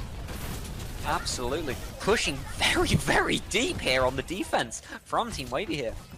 They're going to push him back, and Apple's falling low. In a lot of trouble here, and he is going to get the pick onto Half-Blood. That's huge from the Widowmaker. That's what you need to try and entry in, but with Nipper going to fire back with a kill of his own. 5-5, they're moving on to the point, but again, neither really wants to push in too deep, and with the Nano Winston here, Shade is going to completely isolate off 2 members, 3 in fact, including Egoist Cat, and it looks almost dead in the water for the offensive side here. Yeah, they are going to try and stagger out Joe Snow a little bit. No kills from that Nano Winston, but when we talk about tanks, what is their job? The DPS is to kill things, the support is to keep the team alive. The tanks is to open up space, and as you say, that denied 3 members the space they needed to move in. And it just isolated the Winston in the backline, and there was nothing you could do about it. He was just left alone. They did get the D-Mech, so they are going to have some... oh, never mind. I was going to say they would have a pick, but they did have the mech, but Eden is down now as well. Down and up goes Nathan Runs, trying to make his own jump play, but they are ready for it. Nipperhog immediately jumps in behind him, but he pops the Winston ult just to try and keep himself alive, trying to do everything he can here, but with Eden and Shade both getting huge kills. That's everything that they needed for this defense. Nathan Runs though, actually gonna make a little bit of play here. He's gonna pick up Apples, and with Peppermint picking up Shade, it's not over yet. They're also looking to try and C9 for a tick here. They might just get it. No, Nipperhog is gonna get there. 2 members of this offense dead. Peppermint gets that 3rd kill for this push, but it isn't gonna be enough to keep them in it. It's just him versus 5, and he's going to pull back. Remember what I said about this game mode? Although they were trading equally, that's not what you want in 2CP. You need that decisive victory to keep all of the enemy team off point while you capture it. They didn't have that. They only got 2 or 3 picks. Apples is sitting around. He's actually been discovered, so he's going to have to be translocating away. And they do have the positional advantage as well. Winston's just sitting on the high ground, so they're going to have a tough time breaking this choke. If they don't get rid of that Winston, they're going to go straight in now. Absolutely, but that's all you need from Eden. Gets a huge opener onto Peppermint, and they clean up off of that. Eden understands Peppermint has very much been the heart and soul of this offense on Hunter, getting, 3-4 picks a team fight. You shut him down with an ult, you shut the whole team down. That was, it just seems like every time wheelchairs have an opening, Wavy do a great job of shutting it straight down. A few fights ago they had 2 picks, but Eden came together with his D.Va and just shut down the push. And now Eden's waiting behind with that pulse bomb, hoping, or not with a pulse bomb, but with those pulse pistols in hand, trying to get that pick on the backline, maybe on Peppermint, who's just sitting alone on the high ground right now. Absolutely. A lot of damage. Oh, that's a good dragon. That's huge. I was about to say, the dragon fires out, but not much comes of it. But everything he needs comes from it. But with Shade getting a lovely dive, goes so deep, and actually does just make it out. That's everything he needs. But in comes the sound barrier from this offensive side. Up goes the D.Va ult. Down it comes. Nothing gonna come of it. And the other one, nothing gonna come of that one either. But with Apples doing huge work here. Spraying away. Peppermint trying to make something happen, but I don't know if he can up against this absolutely stunning defense here. In a lot of trouble. Actually, he is going to get the D.Va mech down, but no, the spawn advantage is too much. They do nano Hanzo though. They've got to make a play happen, and they decide this is the play they look for. Out goes the dragon. It's a lot of damage. It's a lot of damage, but nothing going to quite come of it. And with Eden picking up Joe Snow, Shade going to pick up Lord Demel. It's just the 2 DPS left on point. Apples. Oh my god. Apples, don't prove me wrong. Apples, don't do this to me. Out comes the EMP though. That should be all they need. Trace in a lot of trouble. He does find the mech though. He's looking for more, but Lemon comes in. DPS adder. It's out. It's all you need. Peppermint does somehow find another kill. But Nathan gets a kill and gets a kill on himself for his troubles. That's actually terrible. Nathan could have turned that around. He had Primal. He could have got a lot of damage on a lot of the enemy team below. But in the end, he jumped off the map, and that's it. They just get the cleanup, and that's going to be the end there. That could well have been actually good play that really turned that around. But in the end, Wavy are playing stronger. They are playing these stronger fights, being more decisive in these situations, and ultimately winning map 1. Absolutely, and just while we are obviously on this map, I do want to take a second about the other semi-final that's going on right now, which is Nox Esports Crimson Dawn. Crimson Dawn, obviously the criminals that murdered someone on King's Row. Apparently, Crimson Dawn 2-0'd Nox Esports in another very, very convincing couple of games. So, you know, if you are Team Wavy, if you are Wheelchair, you know, you're obviously thinking about trying to win this fight, but you know you've got that fight coming up next. And if there's one thing we can say about Team Wavy, if you can do a Bastion defense, they're going to do a Bastion defense. What I'm looking out for is, are they maybe going to go for a double turret and try and get a Torbjorn in there as well? Of course, Numbani being one of a few points where Torbjorn was actually ever played in the pro scene, with the likes of Toby from Lunatic High and some other main support players actually pulling it out rather than their usual Lucio. So I'm actually looking forward to maybe seeing some Torbjorn on top of that Bastion. And really, considering how Wavy have really shown a flexibility to play almost anything in the game, I would not be surprised to see maybe an unorthodox composition like that come out on point A. Absolutely, yeah. But like you said, Numbani, it's not a map that's played very often. I think that's the really interesting thing, is that we can almost guarantee that these teams, that while they've obviously been scrimming and practicing a lot of maps, I do not think Numbani will be very high on that list of maps that they've been, you know, practicing. Yeah, for sure. Especially how little it is, as you were mentioning. But we are in it, and that's the important thing right now. These teams have to play it, so why not get creative, you know? Get creative. They're not doing it, though. Okay, Lemon has baited us before, multiple times. He always baits us with like a weird DPS pick and then switches off to the support. So I'm not going to fall for it this time. What I am interested in, they look to bring out that Soldier, which we have actually been talking about Soldier a lot, even though he is yet to be played. I was just about to mention that as well. We mentioned that the new changes are out for Soldier, obviously. The Helix Rocket changes, and I believe it was his spread change, if I'm not mistaken. But that is going to bring him back into the meta at least a little bit. And on a map like Numbani, where he already was a fairly solid pick, you know, offensive far is rare on this point. So seeing Peppermint pull that out is a nice blast to the past, really. So it's nice to see Soldier again. And as much as he is a bit of a as a certain YouTuber would call him Meta Man, I would still say that he's a bit of a rare pick, and it's nice to see him come back home to Numbani here. You know? Absolutely. Oh, actually, Ooh. I mentioned the Torbjorn before he started. They're doing it. Lord They're doing it Emilio for actually us. pulling out the Torbjorn, and obviously the new changes to Torbjorn more recently, that rework, he now has a completely different ultimate, and that turret is always level 2, and you can throw it. So keep an eye for him to use Overdrive, his new E ability as well. Absolutely, and in they go very, very deep from this offensive side. Eden taking a lot of damage, is going to have to pop the recall already, but Shade in trouble here, is going to get dropped down by Peppermint. And look at this Torb, I love this, the turret is, there you go, they have to put resources into killing it, and all the resources you're putting into killing Torb is not resources you're putting into defending yourself, and that is showing as they are dropping one by one by one. Halfblade is actually going to find 2 kills on Lucio somehow, but it does look like the defensive side will hold this with Nathan Run picking up apples and Vlad.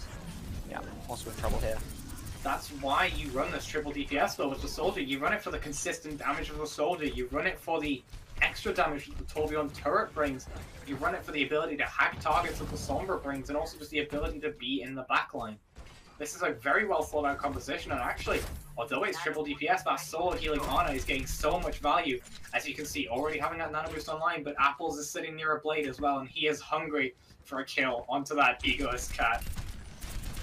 Absolutely, and up they come. They push straight through them. They've just gonna go straight onto the Torb turret, but it's a huge sleep, and Demolay is gonna pick up Shade. That's everything they need. Peppermint picking up Apples. Offblade in trouble. Down he goes. Apples also gonna drop him.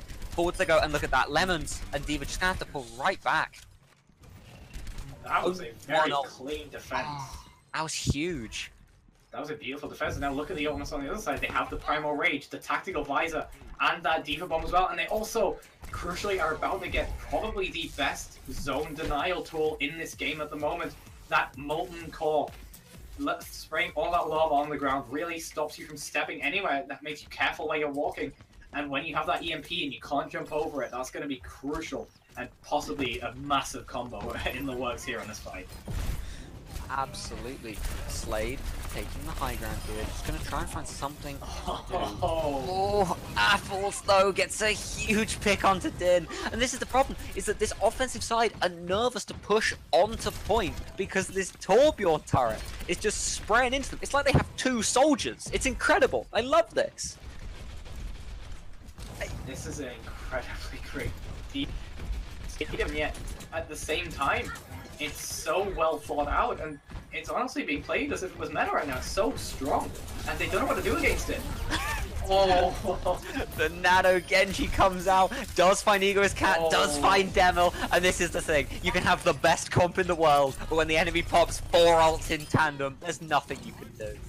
Q to win is basically all that fight shows us, but either way, look at the clock. They only had 50 seconds left after that fight, and that was a great time-burning defense. And if they want to hold, keep using this, then they still have 3 ultimates on the board as well, sitting near a Nano as well. They are far from losing this fight, this match, I say. And they're in a great position to maybe pull us back and take us to Nepal if they really keep this pace up and keep this this form up in this match. Absolutely, and I mean, I don't think we're going to continue to see the Torb. No, we are going to see the Lucio come out. But I mean, Nathan Run continuing to do a lot of work on this Winston. They are going to push up for the early contest. They do get the first kill, which is absolutely huge when you're trying to make this early contest, and they do chase him back. They pop the Nano Winston, damage being done, no kills being got, but damage being done. That's the key thing. But actually, they don't get nearly enough. The McCree pops out from above, but again, nothing comes of it. But they're just pushing him back, and in goes Slay. Oh, Shade does the perfect dive, but an even better sleep comes out from Ego's Cat. Shade also popping up, but while he's been pushed up trying to get this backline, his backline has been in trouble, but he does get the boot onto Jon Snow. I love that. The kill feed says that McCree Primal Rage Jon Snow's mech. It's pretty impressive. It's a little bug to do with whoever gets the final blow and using the cooldown on afterwards, if anyone was actually curious how that happens. Overwatch getting 2 kills though, taking down the soldier and the Ana. Peppermint is still holding his tactical visor, and I'm wondering what he actually wants to do with this. Maybe that he's trying to coordinate a play where they hack the D.Va or demech the D.Va and then pull it out to copy Matrix, but he's been holding on to it for a while, and really, at this point, it may have been better just to make a swap. Oh no, the history is scary. No. Eden's gonna push up, and that's a huge stun! Peppermint finally pops that ult you were talking about, but gets stunned, Fan the Hammer by Eden. Obviously, Eden has been paying attention and knows that Fan the Hammer does a lot more damage now, and they're just gonna push it through. Absolutely no contest. Apples pops ult, and he's gonna get 1 kill. He's gonna get 2 kills. He's gonna come back looking for a 3rd, looking for a 4th. Absolutely huge offense. I mean, they go from a very, very scary first point offense to a, you know, a much stronger push to the rest of the map. Of course, we do have to consider the fact that Street's phase on Numbani is a very easy point to push. We don't see many holes in that area. And actually, Crucially, Apple's using that blade without the nano means that Shade can receive it and he can build his way up to a much faster primal, play much more aggressive with that nano boost. And, actually looking at the composition of the enemy team, they swapped over to Ghost, but a Honor Ghost here, which is very, very unorthodox. Oh, I was about to say, they do the Nano McCree ult, but a beautiful stop there. Nathan runs actually in a lot of trouble. I was going to say he was going to push and try and get a lot of kills. Here it is, though, the Nano. If nothing else, just to keep him alive and to push forwards. Apple's in trouble here, but he's going to get back. He's going to get away, but Eden is not going to be quite so lucky as Jon Snow is going to pick him up. That's absolutely huge. Oh, the Shadow comes through. Nathan runs. Run away from this Reinhardt's shatter. Beautiful. Nathan runs wild through the enemy team right there, getting 3 down with the Shadow, getting loads of value from it, and still just dominating, opening up so much space through the enemy team. They still have the D bomb as well, and they're going to approach that Graviton fairly quickly, and Peppermint giving this team that armor very soon is going to give them some great sustain in the upcoming fight as well, especially considering it's now Zen Ghost versus Honor Ghost, which technically favors the Zen Ghost. Absolutely. In comes the Diva roll. It's looking for one. It might get it. No! The shields are huge, but not huge enough as Demel gets the opening pick onto Apples, and they look to push forwards with this. The rallies come out. They want to get some advantage off of it, but they can't quite decide where they're going to go. They're scared to push in as they might get flanked down. Joe Snow is just on the side. Can't quite get the pick that he's looking for here. Firstly, though, they build up to the grab, and they're going to have this in the engage, but the Diva one's going to go in.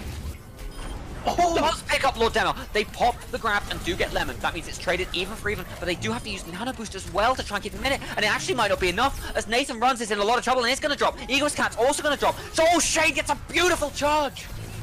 And down goes Apples. This is absolutely massive offense here from Team Wavy. Down they all fall. What a turnaround. They tried to Nano Boost Apples to build up to that grab faster, or maybe put it on Nathan, but instead he missed. It went onto Apples. And he got no value out of it. He only got about 30% of the grab, which is not going to be ready for this final fight. And they've been grabbed at the doorway. Huge! The grab comes out, keeps it at the doorway. The anti-nade is big, but not big enough. As Shade does get it. Joe Snow pushes it. He's got to try and make a play happen here, but another beautiful shadow from Shade. Doesn't get any kills off of it, but all it does is stuns the enemy team out. Doesn't let them make the play they're looking to make, and now he can just move through and clean up. That's 2 kills. Looking for a 3rd onto Apples. There it is. Looking for a 5th, maybe. Lord Devil falls.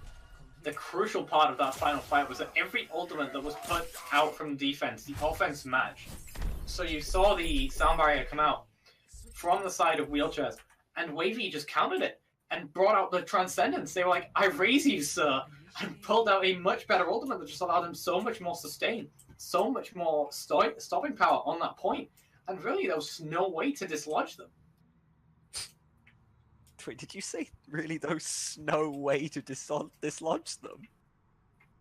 You've just made a pun out of something I said without actually saying it. I thought you've made a pun, and I was about to pat you on the back because that's really good. That was not a good pun. That was a terrible pun. There's nothing wrong with it. No, that didn't work. All right, but Pip, we want to keep our audience here. Come on. sorry, yeah, they're all gonna leave. All right, but switching around the sides, I'm really excited to see what we see on the offense from Wheelchair. Offensive Soldier? Maybe. Offensive Soldier? Also, something I've just noticed, crucially, the side of Wavy, although they had a bit of a shaky, I'm so tempted to pun. I'm so tempted to make a pun. I'm gonna do it. Although they had a Wavy offensive round, they do actually have time in the time bank, so that even if they do, if the side of wheelchairs do capture with a much better time bank, they are still going to get another round at this. So crucially, they've at least given themselves another shot at this attack if the defense doesn't go on.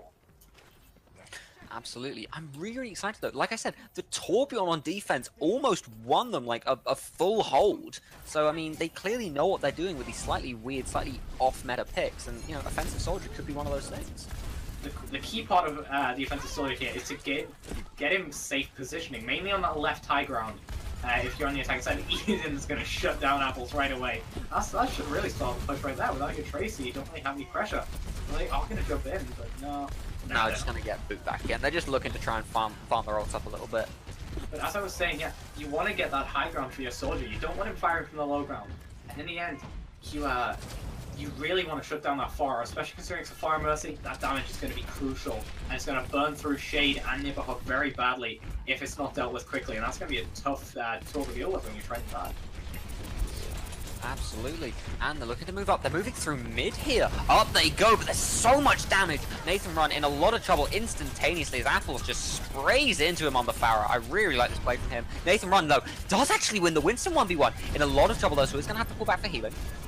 But getting that one pick might be all they need. They continue to push out. Egoist Cat gets a snipe onto Apple. Beautiful. They have to come in for the rest, but they don't quite land it. Half-Blood goes down. Peppermint gets set up. Like you said, this soldier is absolutely huge if you can set him up, and they do manage it. Huge damage coming out. Nathan Run getting another pick. We did mention a lot of Shade's Winston on Volskaya. It seems like Nathan Run wanted a bit of the spotlight. But two key things I saw in that last fight. Firstly, Peppermint being set up was fantastic. But what was crucial, they got the disco on the far and immediately focused her down. And oh no! Oh, it's going to be staggered out as well. That was another thing. They got the pick, and then the Zen was jumped on, but they instantly peeled back and saved them from the D.Va. Just a brutal stagger. Oh no! They're continuing to push forwards, maybe. They're looking for another one. And the problem is that that first corner is a really, really nice place to try and hold. And they've completely had it on Lucio. Hey, look at the ultimates. We have 11 ultimates on the field right now. Oh my lord, we do. Do you think we're going to pop all of them? We're going to have a fireworks fight. How Overwatch was intended to be. Nathan Runs, looks to run away, but actually comes straight back in. Pops his own ult.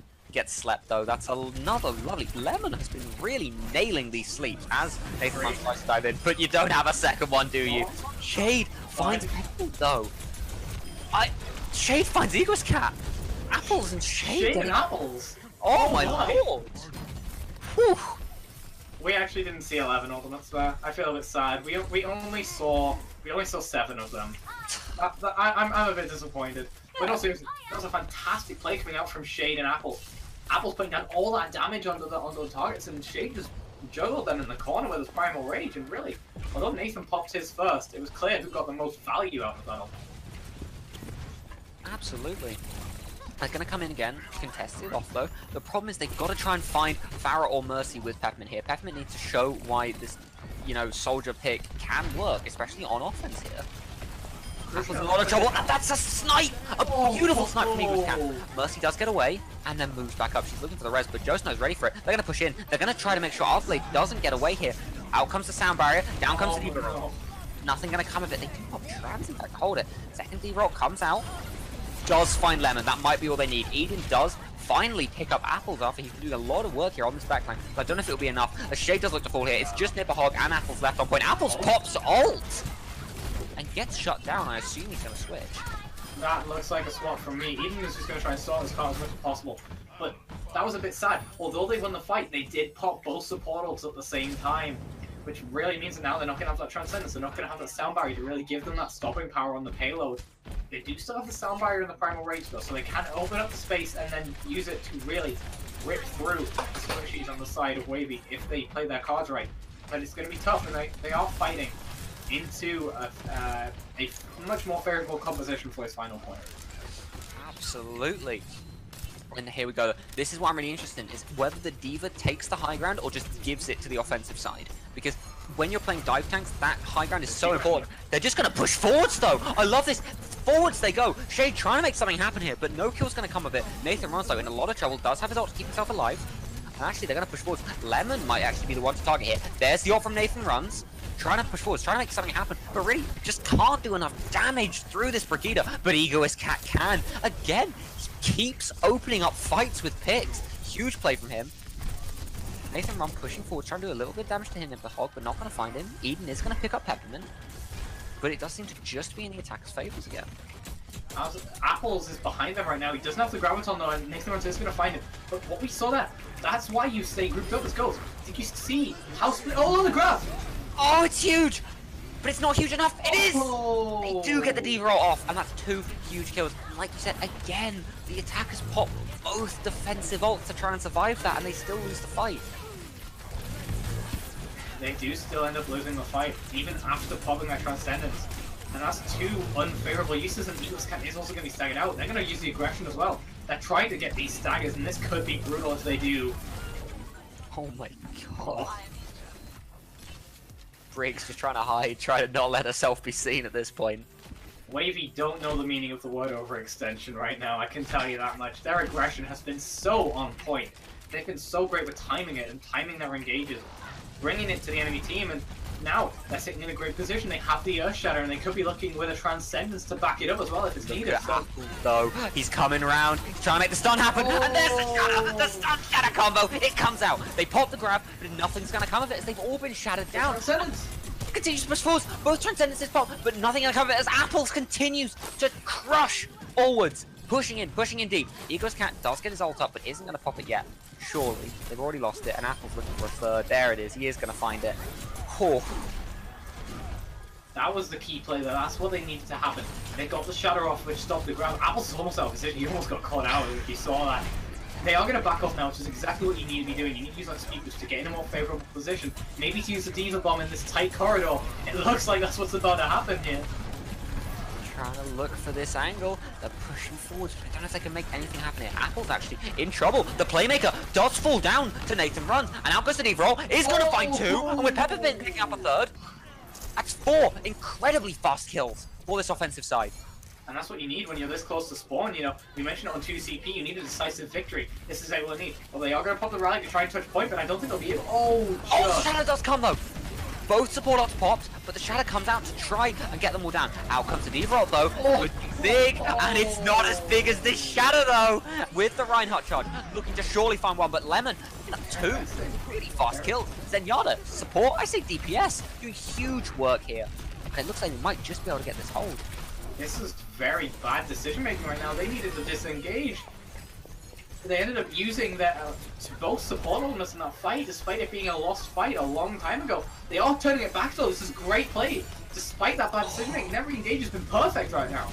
Absolutely, in they go again. Out comes the trans from Lemon. They might have been a little bit too late as they've already lost 2 of their friends. Apples does get the pick onto Nathan Runs. The Wrecking Ball swinging, doing big work here.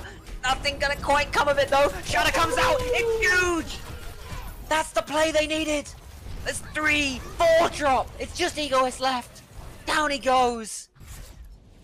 Oh my. Nibahog ate a grab. Nibahog saved that point for Wavy. He ate a grab. I don't know if you noticed, but what, seriously? Apples threw the grab from long range. He didn't have a choice. And Nibahog, what reactions? He was at a terrible angle to eat that. Inhuman reaction. No, I'm not going to do that. I'm not going to do the inhuman reaction there. But no. I mean, people always say you have a bit of a likeness to Anders. Yeah. Oh, I wish. He's so pretty. Right, but we are going to see Team Wavy another 2-0 into the final. Now, this is where it gets. This is where it gets really scary. Map, but I do think that Lijiang Tower is the more varied control map within these pools. But what do we know? We're just casters. We're just puny casters. A puny plat chat that doesn't know anything about the game or what or a competitive level. Hey! I hit diamond one time. No, that's one time I did, but that was for maybe a game. That was one game. But no, and then I'm wondering where we will go as our completely random map. But obviously, to get to our completely random map, we're going to have to see a 2-2. Which I'm not.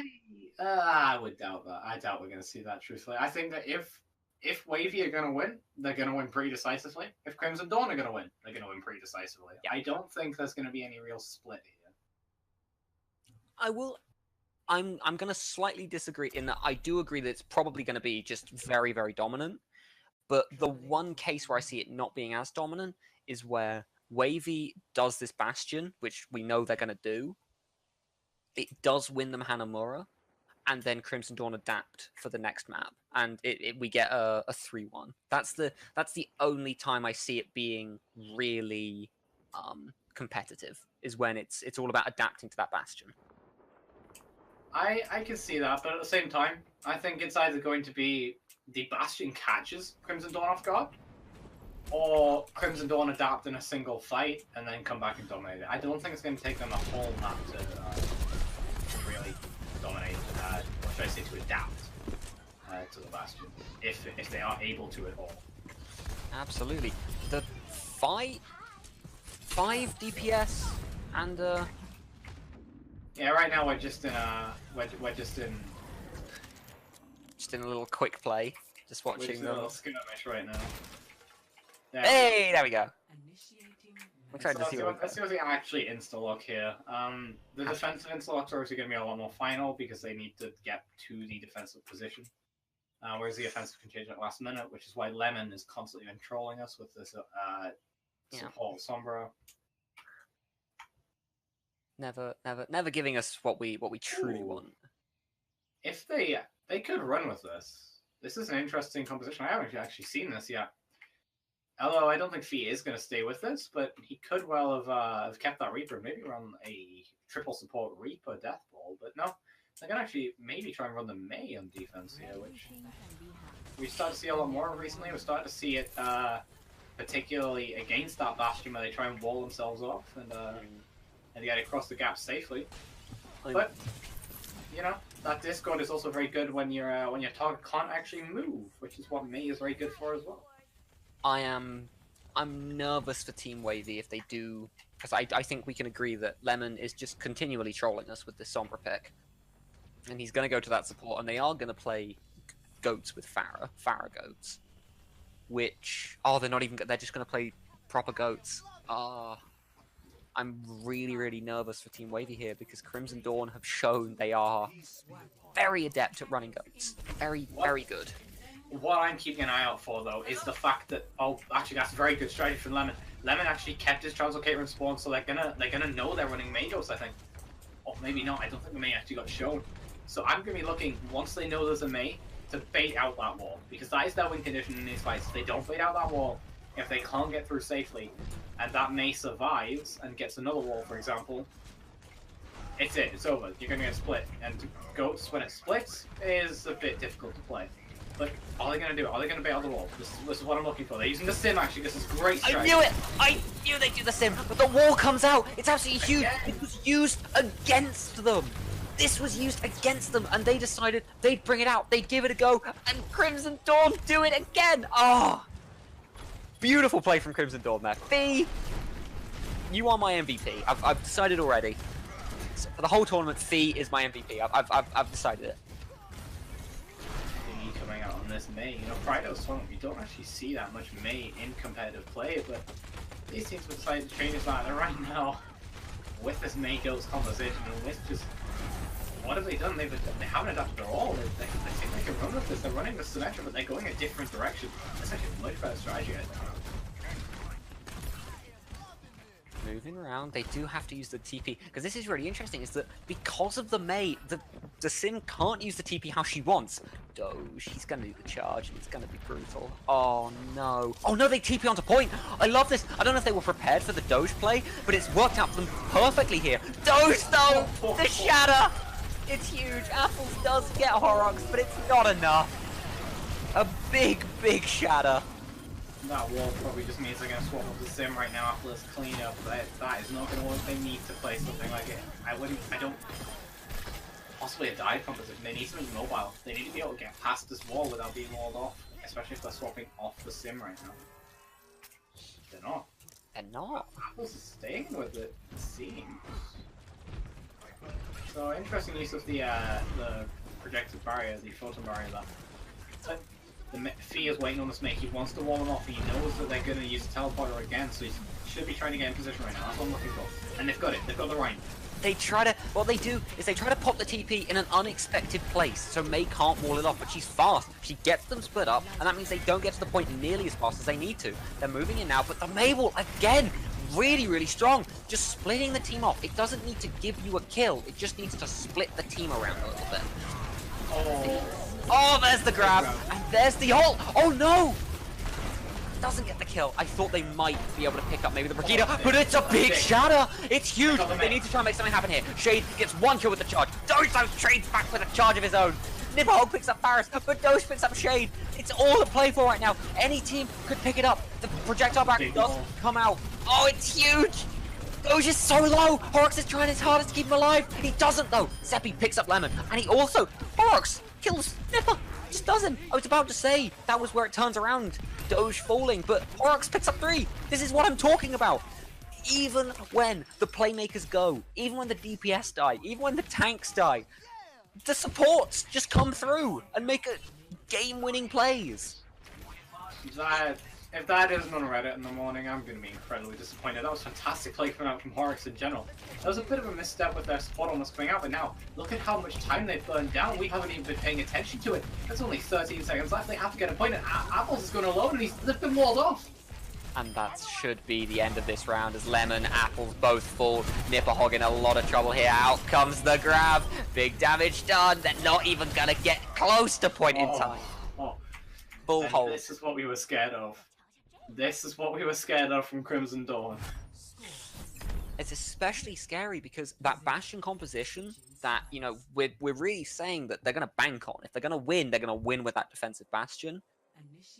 That Bastion composition it's not built for a full hold because you're always going to give up 1-2 ticks, you know, while you're spraying them down.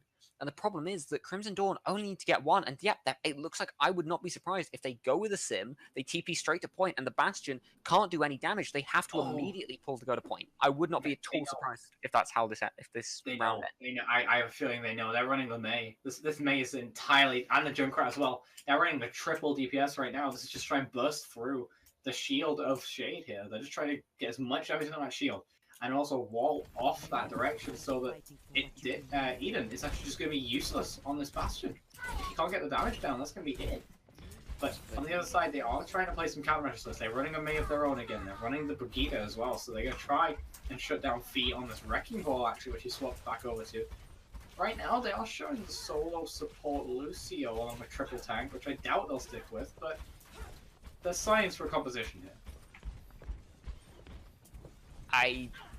I don't want to give any predictions because this is either going to go. This is not. I can make one prediction. I'm going to make. This is not going to be a back and forth round.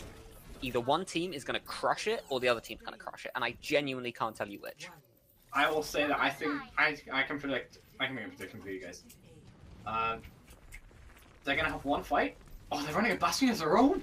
Yep, and through they go. Sim Bastion. The wall comes out, but Sim's already on point. This is everything I was talking about. They're just going to C9 it. They're just looking to try and C9, but they don't quite get it. And with Eden getting 3 kills, huge. Paradox does finally pick up Apples, but it's way too late as Shade has already killed off Doge. That is the kind of start you need. I thought they were going to C9 it for a second. They were inches away, but that's the kind of first round you need if you're Team Wavy. That is exactly what you need. You needed a decisive victory. And Eden getting 5 kills in that fight. Huge play. I was going to say that that's going to be one fight. My prediction was going to be, should I say, that there's going to be one fight where it's going to be Wavy winning, and then Crimson Dawn are going to come back with an adapted composition, but they're just going to go, which I think is good. Bastion will tear through this HP really quickly. I don't like this. Absolutely, they don't even have a sim to TP them through or a Mei to put a wall up. They're just hoping to speed boost, I guess. Oh no, they push up! It's huge, it's absolutely huge. That pick onto Seppi is all they need, and out comes the Bastion ult. They continue to rain death down. Down goes Seppi, down goes Doge, down goes Paradox. And another strong win for Team Wavy here. That was that was very nearly bad. If they'd have made it onto the high ground, that would have been catastrophic. However, a massive pull coming out from Shade there, pulling both of the supports, or 2 of the supports, should I say, the Zen and the Lucio, into the firing line of Eden. And Eden just kept firing, and of course Nipperhog getting the final blows. But they're gonna, I think they might try the same thing again. I mean, this time with the D.Va being ready to hold, maybe? Nope, they're gonna go straight up and they're gonna pull straight out. But the Mei wall is huge, don't you see? The Mei wall comes out and they can't push through. This means that Bastion is doing so much damage, especially to Maxlin. He is the one who, he needs to be, you know, another big wall, and they do get him out of mech. That's huge. Hole comes out, more damage in. More and more damage. It's just doing so much, and Fee is alone. He's in so much trouble here. He's pushed out, and Apples is going to pick him up. I don't know what that play was from him. He might have just thrown away his MVP award from me. This is a terrible position on this to be right now. As we mentioned, it happened to one or two before. They are going to get out just, but wow. Look at the Eden's ult charge already. He's already at 88% on that Bastion, despite using it just 1.5 fights ago. And he's going to have it in the next fight, and the ultimates are looking in their favor as well, with that nano booster on the side. Absolutely, and the supercharge, out it comes. The wall's huge! This is really, really scary. If nothing else, not just because of the defense, and no matter how this game ends, even if Crimson Dawn come back through it, I'm really, really worried for Crimson Dawn and the lack of adaptation I'm seeing from them. Like you said, they just go to a standard GOATS comp and nothing else is going to come through. I really want to see some swaps right now. I want to see something to counteract this Bastion, but they're not doing anything. Fierce sitting close to that Graviton. They haven't built one yet, but the only thing they have right now is the Sound Barrier and the Transcendence. Nothing to aggress on this Bastion. They're just going to go straight up. They're going to hold it back yet again. And a huge wall! They pop the Sound Barrier. This could be massive. Out comes the Trans as well. Eden, though, gets nanoed. Does so much damage to a Sound Barrier and a Trans. He gets it. I was going to say, maybe they're trying to save up ults. Maybe they're trying to make a play happen. But nothing is against Eden with this beautiful Bastion pick. Fee is still only at 89% of that grab. This is unacceptable for a player of his caliber, but they're just being shut down every push. And that was a great play as well. I don't know if you noticed, but they ate the mail on the side of Maxlander. They do have the D-bomb, so they could throw that behind the shield potentially. And Doge has the Shatter as well. And they are finally going to have a Graviton, but nothing to back it up with support-wise, and they are going to get pulled away here, I can imagine. Instant Hulk comes out. They do have to push the point, though.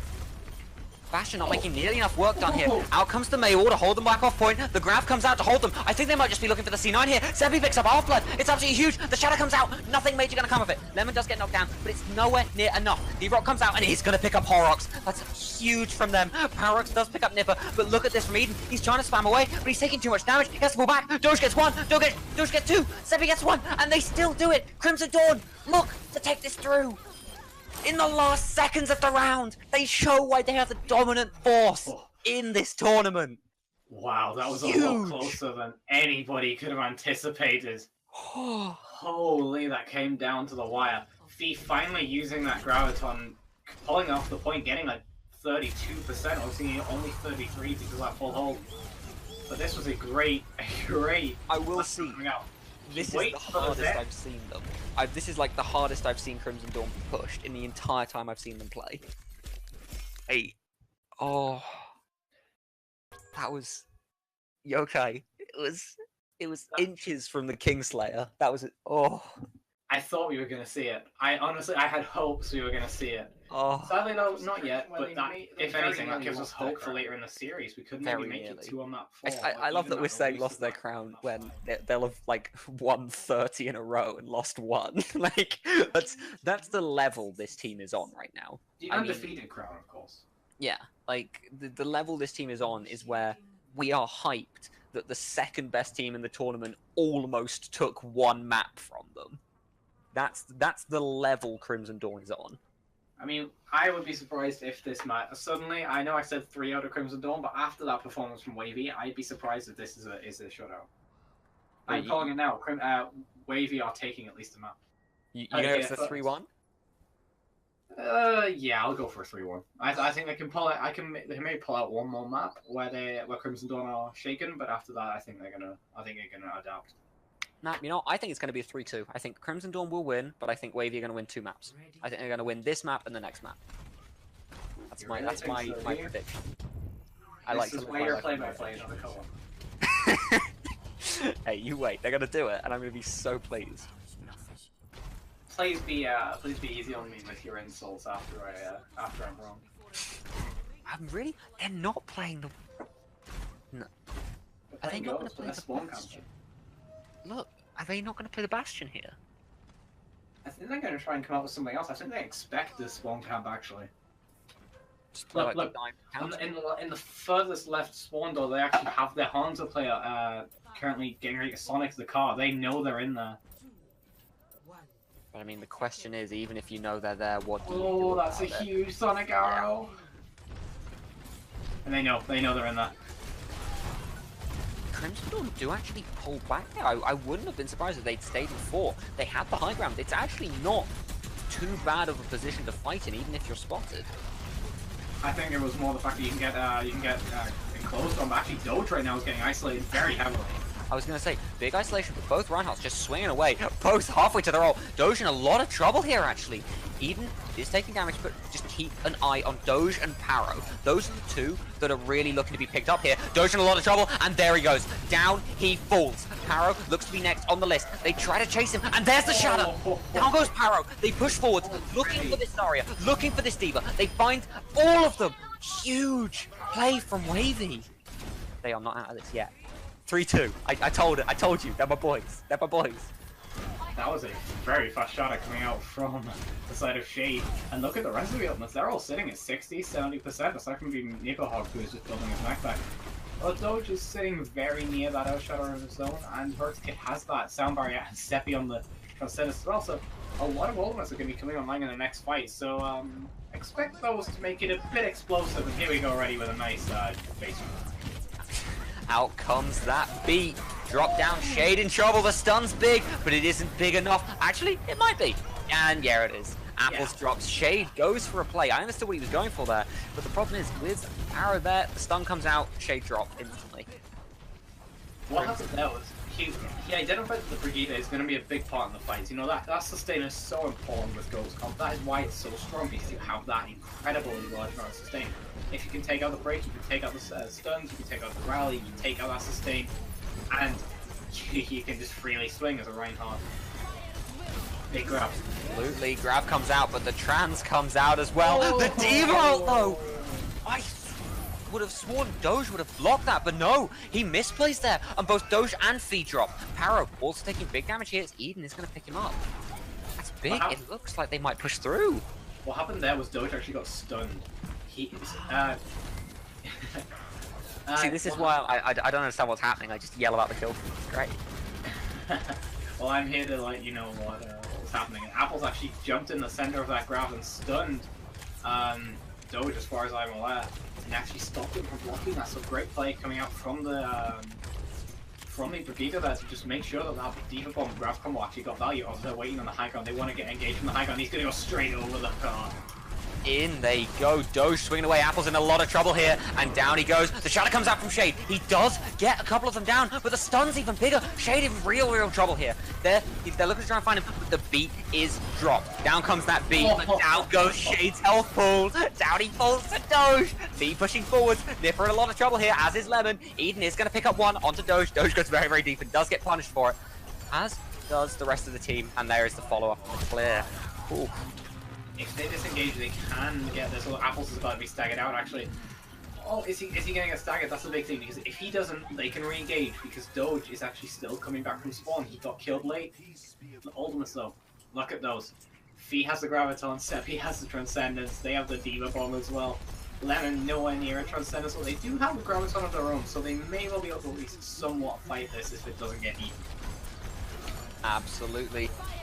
Grab comes out, all knocked in it, up goes the D.Va mech, but I don't know if anything's going to come of it. Doesn't need to, he does pick up Eden, but Doge has already got 2 with 1 charge. That was more of a fireworks than anything else. I don't think that was really needed.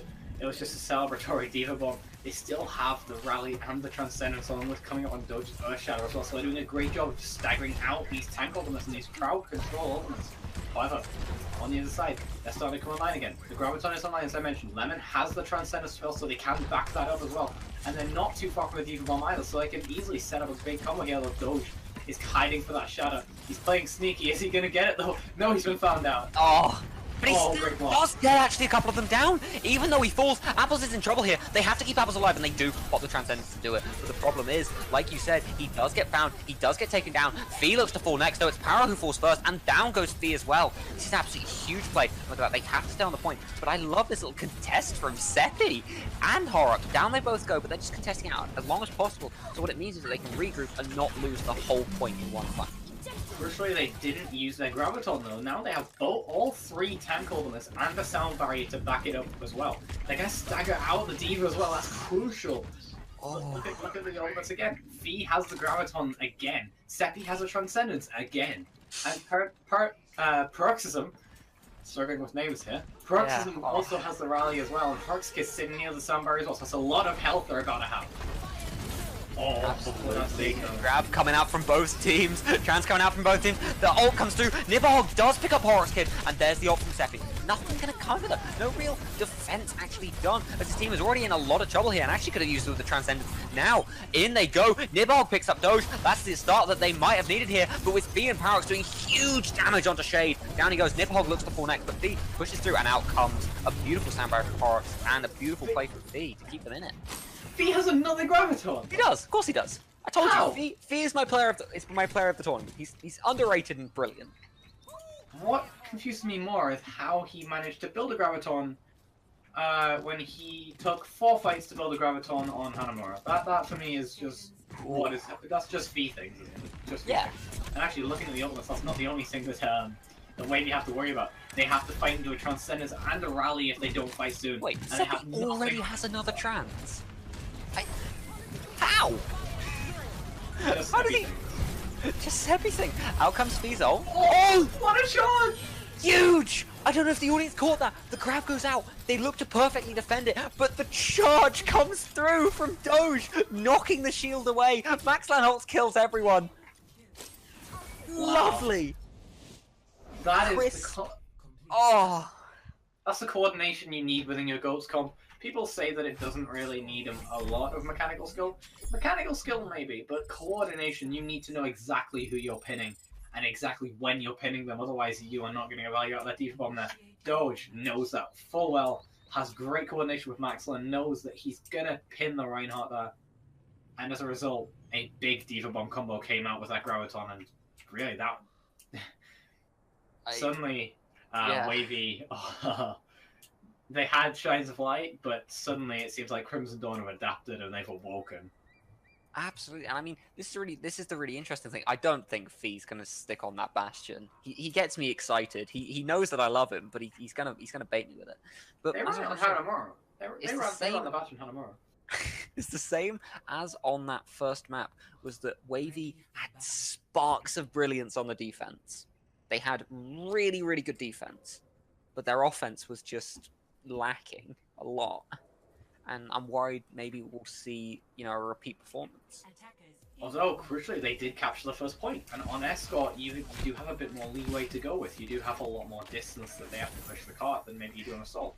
So that is definitely an upside, and if you are the side of Wavy here, you do have to keep an eye. This is a brilliant idea, burning time off the clock.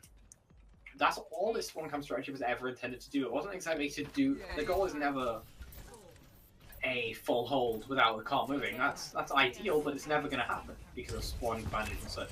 But this is always just going to burn time off the clock, whether it be 1 fight, whether it be 10 fights. It's going to burn time. Doge already has a Discord on it, this is huge. I was going to say, immediately Doge taking a lot of damage here, falling pretty low. They still want to stay in. Nibhogg in a lot of trouble, is going to have to pull back surely. The Discord Orb is doing so much damage to him. That's a lovely fire strike from Doge, immediately up to 50% on result, doing big damage. And Horrocks, that's the kill they needed. The one opener onto Shade is all they need, and down goes Nibhogg. Both Mech and D-Mech, down goes Apples. They're staying in though, they're just looking to try and get this Zarya roll, I think. It's not going to come. They're trying to build the Zarya, but they're also just trying to die on point.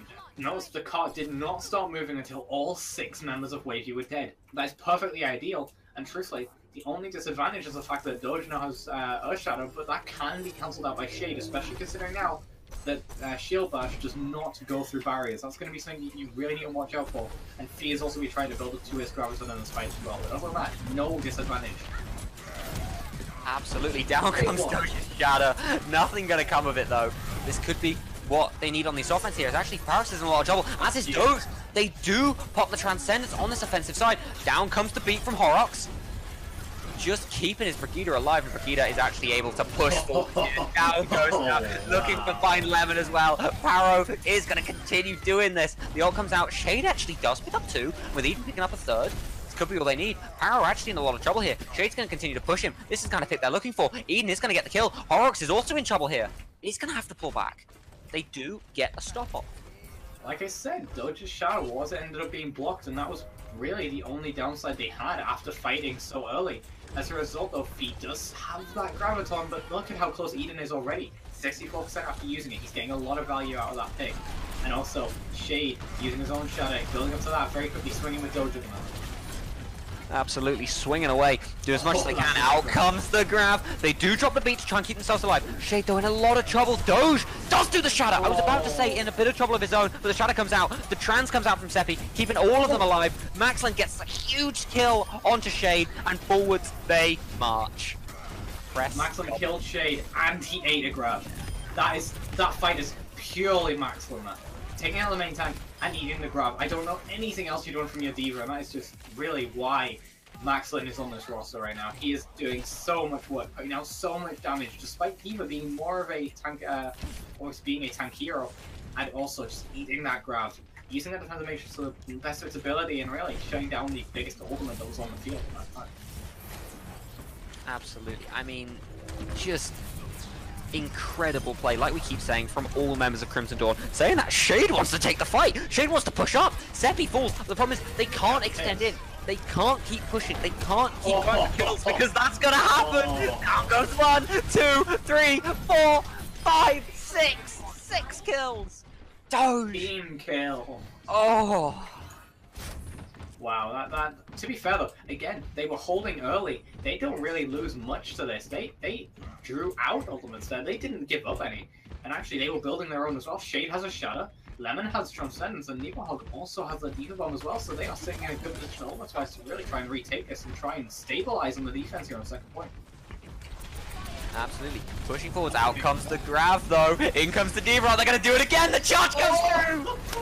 No, Maxland. Oh, the same combo. It's even scarier the second time because you see it coming.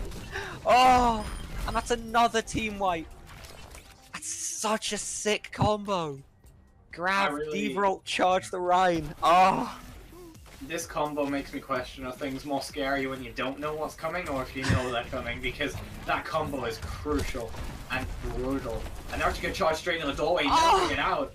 They're going in. Shade does get through, but like you said, it's all about just keeping them back. Shade does try for the shadow, but nothing's going to come of it. They wipe them again. They drop the beat. Down goes Nibelhog. The Giants keep going. 2-0. Yet to drop a map. They're on course. Yokai, they're on course to win a second tournament without dropping a single map. They're at match point right now. Oh.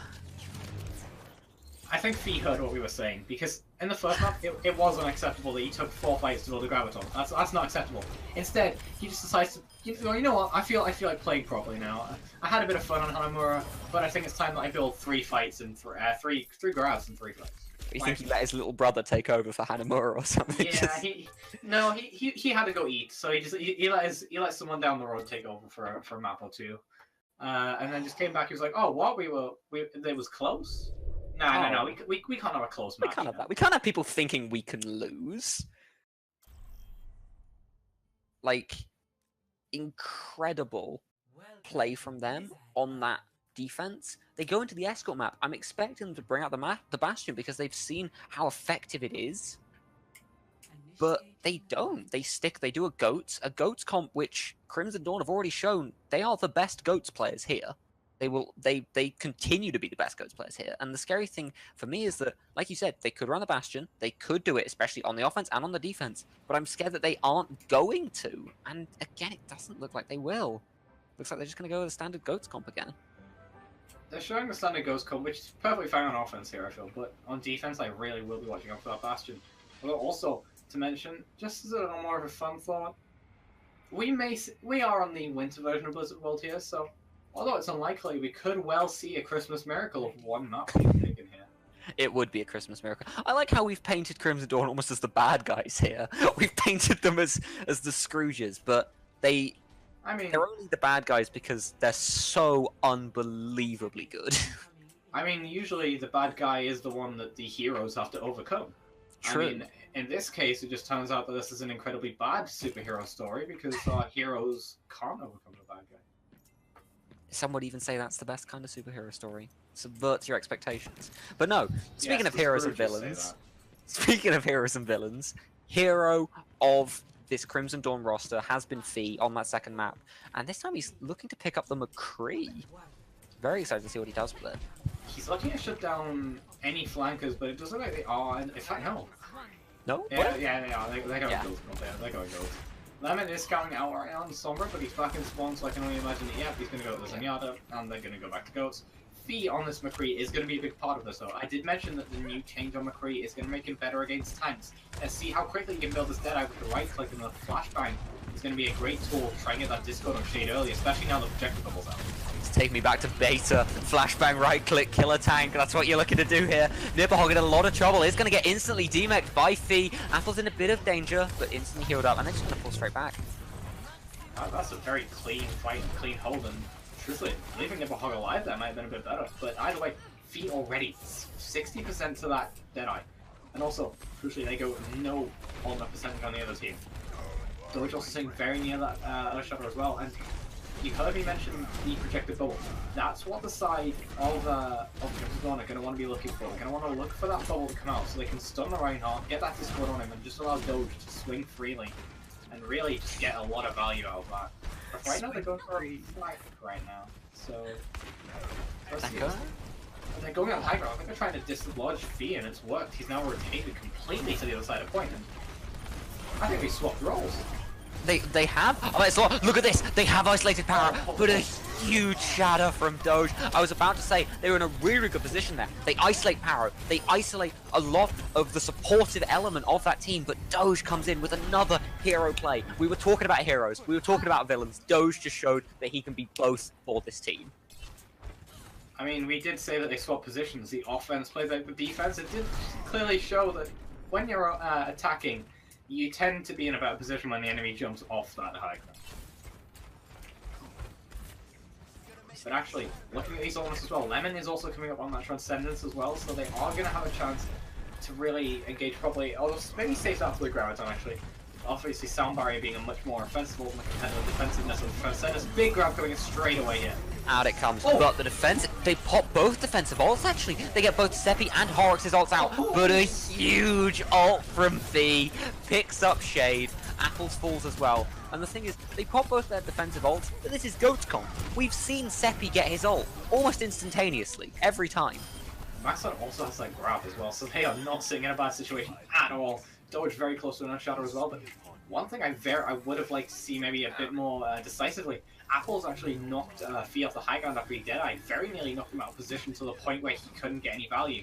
Although in the end he had enough time to rotate around the corner, use that Lucio speed boost, and they get it. Oh, that Doge's hiding for Shadow, he's gonna get it! Oh! He gets two, but Shade turns around just in time, but there's the charge, there's the kill, and they make Lemon pop trans. Oh, that's just too late. Oh! That's fantastic play from Doge. Playing so aggressively, but he knew that his team had the Zarya bubble, he knew the team had his back, and he had the Lucio speed boost with him. He was well aware that he could survive that, and he got a great pick on the Brigadier and forced the Transcendence simply for an arrest runner, which he's going to build incredibly fast with his Graviton coming in. And just nothing to really answer it on the side of Wavy here. Absolutely. Up goes Zebra. It could actually pick up the McCree. He dives away just in time. Does pull back. But here's the thing. The team now know they can go get him. That's huge. That's the opener they need. They might be able to push in on this. They've just got to regroup, get Shade back up to full health, and in they go again. Out comes the grab. Lemon doesn't have his Transcendence. This is huge. Horrocks does pick up Shade. They've got to keep pushing. They've got to make a play happen here. They pop their own grab. They know this is their last chance. And with Nipperhog picking up Kara, they make this the best chance possible. As Apples and Arblade both pick up huge kills. They are not out of this yet. This is not the last chance. This is the first step of them winning this map.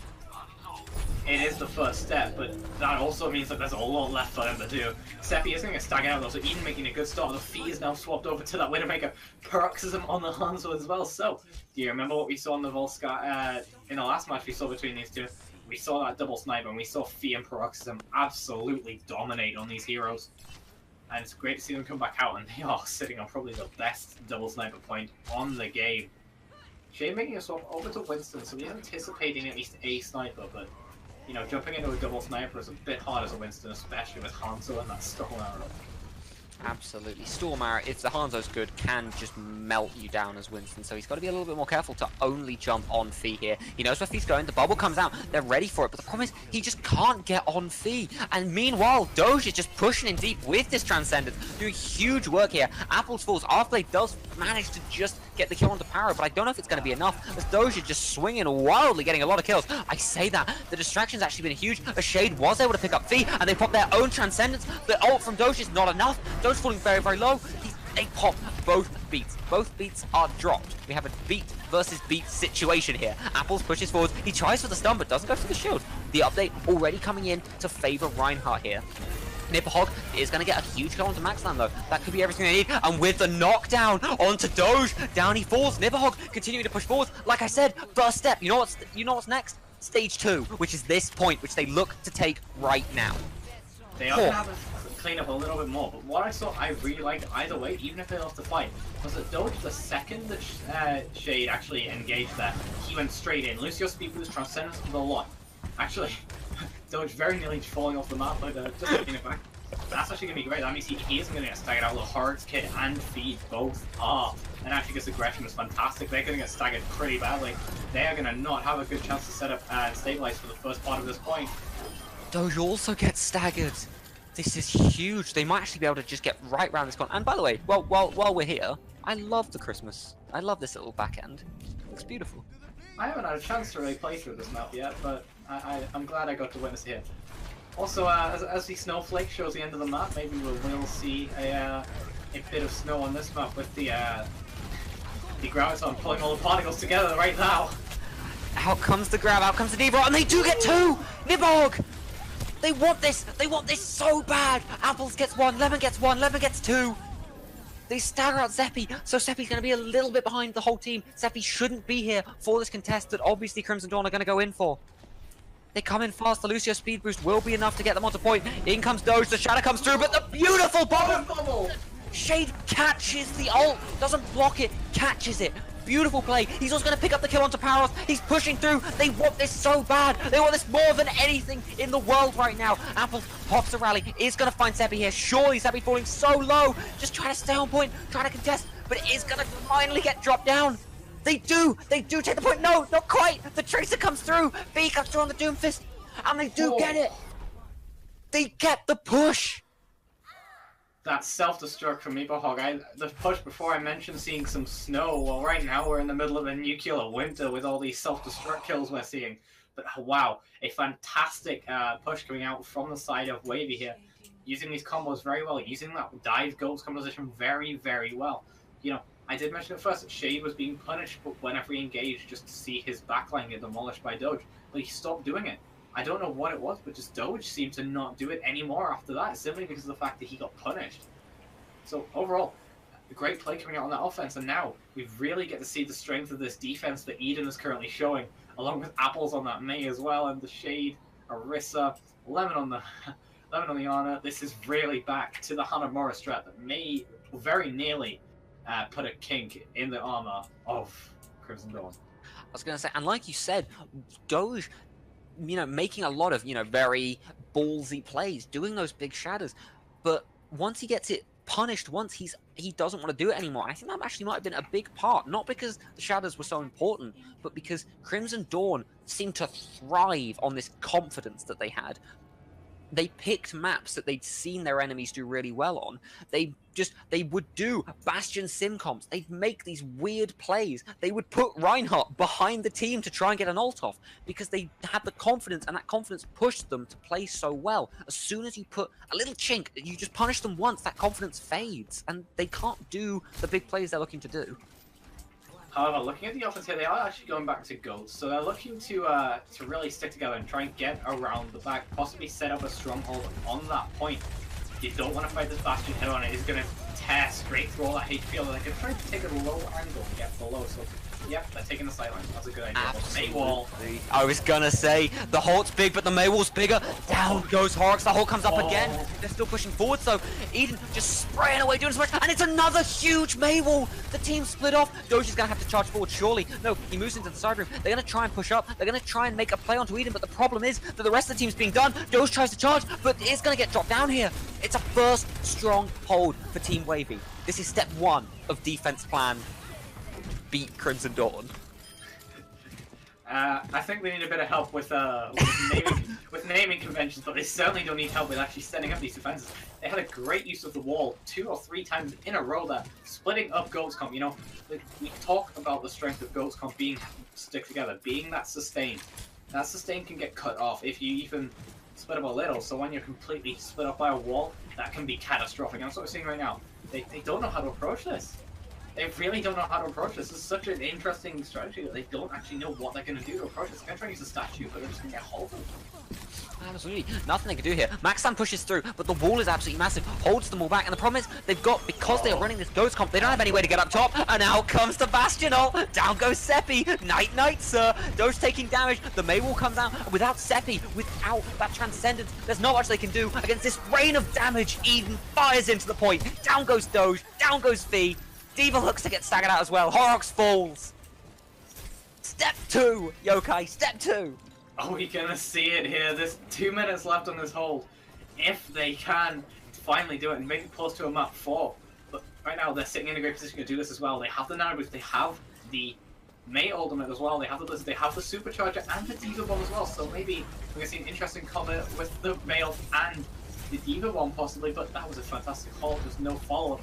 But they caught the supercharger, so they're just gonna hide behind the statue and not oh no, Roxton, you don't want to be there. You don't want to be there. Again, the Hulk comes out doing a lot of damage, but like you said, they did manage to get the supercharge out of them. That's all they need. Oh no, they're rallying up. The huge Mei wall though, I was about to say it's getting really scary. And the Mei ult. Doge falls, Horrocks falls, Fee looks to fall next. But no, Maxan does pick up apples actually, evening it up a little bit, and they're actually gonna push forwards. Bastion's gonna have to pull back. No, he doesn't, as they get 2 massive picks onto Paro and Fee. Seppi falls as well. Step 3, Yokai, there's 1 step left. It's winning. Do this. Oh, the King's gonna be slain. Not really, because we still have 4 maps, 3 maps, 2 maps to go. But either way, this could well be the start of a reverse sweep if they can hold this up just for another minute. How they are fighting into a Transcendence, a grab, and the D.Va bomb. This is not ideal scenario, but if they can fight through this, oh, the grab coming out. The D.Va, it could be huge. Nothing comes of it as Eden gets 3 kills. This is massive. They don't even get the first tick. Eden continues to push forwards. Horrocks is going to try to call to go for Eden. They've got to try and stagger him out, but they're not going to. Eden's going to get to set up. The Mei wall goes up. Means it's actually protecting the entirety of the team. But Doge falls. Parax falls. Horrocks falls. Step 4. There's 1 step left. There's 1 fight left, Yokai. They only have to fight through the Transcendence and the Earthshatter. That's it. Just to reiterate to everyone watching, Crimson Dawn have never lost a game in these tournaments. Never. Not a single game. Not a single map. Not a single map even, yeah. Oh my lord. The supercharge comes out because now they know they just need to stall them out. They can actually pop the supercharger. The Mei wall's also absolutely huge, just damaging as much as possible. Out comes the Transcendence to keep them all alive. They're gonna have to reset up here. Down goes Doji's Shadow, but nothing gonna come of it. Maxan also taking big damage here. Nipper just pushes in so deep. Doge again doesn't quite get the charge he's looking for. And with Shade getting Maxan out of mech, Shade picks up V. That's 2 huge kills. The Bastion, the Mei ult comes through. They're doing as much damage as possible. Doge falls low. Doge dies.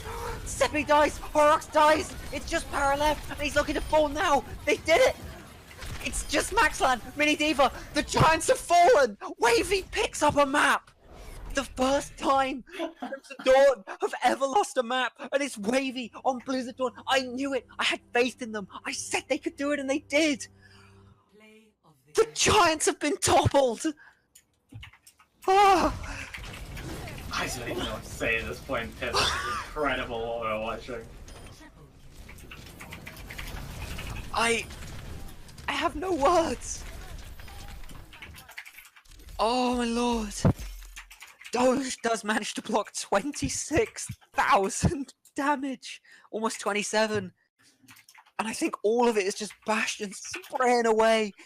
Instead, the way they win this series is just Eden going absolutely massive.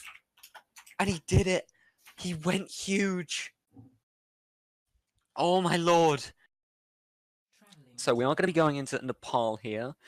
Very, very fun map to watch. It's one of the reasons why almost every team picks it, is because each section of Nepal is played very, very, very differently. Obviously, Sanctum with the Pit of Death, Roadhog Orisa seems to be the only thing played there. Village played a lot more tankily. You usually just see quad tank or goats come out and just counter each other that way. And then obviously here it's a lot more free-flowing. You do usually see goats, but I would not be surprised if we see something a little bit weird coming out from Crimson Dawn here, because, as I said previously, Crimson Dawn, a team that seems to thrive on confidence. They own their main strength is their ability to just believe that they can do it. They can do it with weird plays, wacky plays, the silliest stuff, and they can still win, and that pushes them through a lot of the time. After a loss like that, the first loss they've ever had in this tournament, their confidence is going to be a little bit shaken, and I think they're going to need to do something weird, do something crazy, make it work, and bring their confidence back. If they're going to, you know, shut this out here, because this could be the last map. If they win Nepal, it is the shutout. Or we could be going to the fated final map that we've been predicting. So, both teams moving in. Shade and Nipperhog obviously going to be the key players here, as they're going to need to get the stun charge combo off to try and pick up a wall. Here it is, Maywall coming out. Big play from her there. But meanwhile, Shade falling very low, trying to get it, but he's going to stay alive here. They're both teams pulling back. Neither one wants to fall here, because they know that on these King of the Hill maps, the first fight is so important. Doge taking a lot of damage here, being chased back, and there it is. Paro does fall. Doge does get one kill, but it's not enough, as two supports have already fallen for Crimson Dawn's side. Down goes Doge. Eden does get the kill onto Doge. Maxan gets demeched, and they look to stagger him out as they also pick up Seppi. They're pushing forwards. They aren't going to quite get Fee as the team comes in to save him. But absolutely huge play. As I said, Maxlan looking to get staggered out here. Absolutely terrifying. They're looking to get to, you know, 20, 30% before anyone even tries to contest from Crimson Dawn. But regrouping, it seems like Crimson Dawn are just going to stay with Goats. That's what they're known for. While obviously they make weird plays, Goats has been their bread and butter, a composition that they've been very good at. What's quite scary though is that May is already pushing towards her ult. Out comes the ult from Shade. Nothing big gonna come of it, but Doge's is much bigger. Pushes down. Maxan also gonna pick up the kill onto Shade. Both popping their rallies. Nipperhog's not doing quite as much, and there goes the beat from Horrocks. Out comes the Graviton from the defensive side here, as Arvlade is going to get the kill on Horrocks. They've popped so many ultimates here. This is absolutely terrifying, but it does look like Wavy are going to again win the fight, pushing up to 50. Doing huge work here. They might be able to get to 70, maybe 75 before Crimson Dawn get back in to contest. Both teams also popping a lot of ults here. Crimson Dawn slightly ahead, having their Graviton, having their Transcendence. But, I mean, Team Wavy also have the sound barrier, you know, in the works. They have the Graviton maybe in this fight. It's definitely not that they've popped all of their ults and it's over for them, especially if Eden continues to push up and try to get his Graviton out as fast as possible. He understands what his win condition is here. He understands how they're going to win this game. Doge pushing up, Discord Orb immediately onto him, and he's falling very low instantaneously, down to half health. He has to pull back a little bit. He can't push in because otherwise Shade, also on half health, is going to just push him down. There is the Graviton. They pop the Devo, but they whiff it. The combo that we've seen over and over again, whiffed. They do try and pop the Graviton on the side of... There's the... Oh, as I'm talking about the Graviton, the Shadow's huge, and Fee turns around, but Shade gets 4 kills on their Graviton. Absolutely massive play from him here. The rally comes through as well, and they are going to take this first round on the pool. The Kings have been... I mean, a chink has been put in their armor. It is now a question of whether Wavy can continue to push home this advantage that they've somehow found out of nowhere. Crimson Dawn really showing some cracks here after that first loss, because we've seen them use that Graviton Diva charge combo so many times. We've seen it over and over again. This time, not only was there a Maywall to protect against it, the Diva whiffed her ult. She didn't get it in time. You're seeing this side of Crimson Dawn get a little bit scared here. They haven't lost a map before. They haven't been this down in a map before. It's very scary for them. But as we see, we are just going to see the double sniper. I like this from Crimson Dawn. They are the Kings for a reason. They understand that if something isn't working, you have to change it up. They get rid of their goats and they go back to this really strong double sniper comp we've seen, where Fee is on this Widowmaker popping shots over and over again, and Paro is there to just try and do as much consistent damage as possible. Lemon taking a little bit of damage early on. Pushing up though, they look to have an advantage, and they push through. Shade gets the early pick onto Paro. That's absolutely massive here. Team Wavy are in the lead, and they know it. They're pushing on. They're looking to try and find Fee as well here. He might be able to get away. No, Nipper's gonna get him down. Down goes Seppi as well. It's just Diva, Mercy, and Marissa left, and they're just gonna jump off the edge. First team fight goes to Team Wavy here. Wavy are not done with this yet. They've shown that they can beat them on one map. They've shown them that they might be able to beat them on a second as well. Crimson Dawn now getting very, very scared. Switch straight off of that double sniper comp. Back onto Goats. Back to their default. Hoping to make something happen here. But in goes Shade. Diving very, very deep. Does get pushed away, but actually does a lot more damage than they really, really wanted to here. But no, they turn back around. This is what you need to see from Crimson. They need to adjust, they need to adapt, and they need to make big plays. Horrocks does manage to get Nipperhog out of mech, and that's a huge opener for him. But Shade, with his ultimate, could come in, could get some boops, could stay alive. They aren't going to give it to them for free. In it comes. Like I said, they do not want to give them this objective that they've worked so hard for. Shade popping up, doing huge damage. There's the Transcendence from Seppi, but it's far too late, as Lemon has already picked up the kill onto Doge. Doge, they do manage to get the Graviton off as well. Eden picks up Horov. Horov picks up Seppi. This is absolutely massive play. The Zarya does get booped. And again, with a slither left. It's huge. It's absolutely huge play from Team Wavy here. Shade just keeping his team in this here. We talk about Doge all the time. We talk about his incredible main tank ability. But Shade has been showing he is not one to be messed with either. On Winston, on Reinhardt, on every hero he's played, he has absolutely dominated this game. There you go, both Transcendence and Sound Barrier popped by Team Wavy here. They want to close this out right now. They want to win it right now. Eden does get maxed out of mech, but here's the ult from Doge, and he's shown what he can do with them over and over again. And with Seppi picking up the kill onto Apples, it is not over yet by any means. They're actually doing a lot of damage on point here. Nipperhog does have to pop the Graviton, and he pops his ult. This could be huge, and he does find Doge with it. That's all they needed. I was about to say he's in a lot of trouble, but they're so low here as Paradox pushes forward. Might be able to find Arflad here. This is absolutely massive. In comes Seppi with the trans, but it's a little bit too late. Paradox has already fallen. Down goes Horrocks. It's just Seppi left. This could be the second map going to Team Wavy. What? I don't know. Chat, what's happening? Crimson Dawn, the undisputed best team, who have been going around crushing our competitions, crushing Oversalts, crushing Open Division. Everywhere they go, they are demolishing. And so far this tournament, it looked like it was going to be another clean, easy sweep for them. They hadn't lost a map so far, doing absolutely huge play. We come into this game, we're saying maybe Wavy can pick up one map. Maybe Wavy can cut them close on a map or two. They win the first two maps easily. Looks like there's no contest in it. But then, out of nowhere, Wavy appear and start dominating that Blizzard World map. Not just do they have a really, really strong offense, they hold them first point. They don't even let Crimson Dawn push through at all. And then I'm like, that's incredible. It's the first time ever, but maybe it's just because the Bastion comp's really good. I don't know how Team Wavy can do when they're playing Goats versus Goats. We come onto Control Center, the maps where Crimson Dawn have shown time and time again to be the most dominant on these Control Center maps, on these Control Point maps, where it's just King of the Hill and they can just Goats over and over again. But Wavy shut them out twice. That wasn't just that those were not two closely fought maps, those were two shutouts. This is absolutely terrifying for Team Crimson Dawn here. As it's not just flukes, it's down to members of Team Wavy performing at the level or slightly higher than Crimson Dawn is. It's about Shade showing incredible work on this Winston. It's about Eden just over and over again being the DPS heart of this team.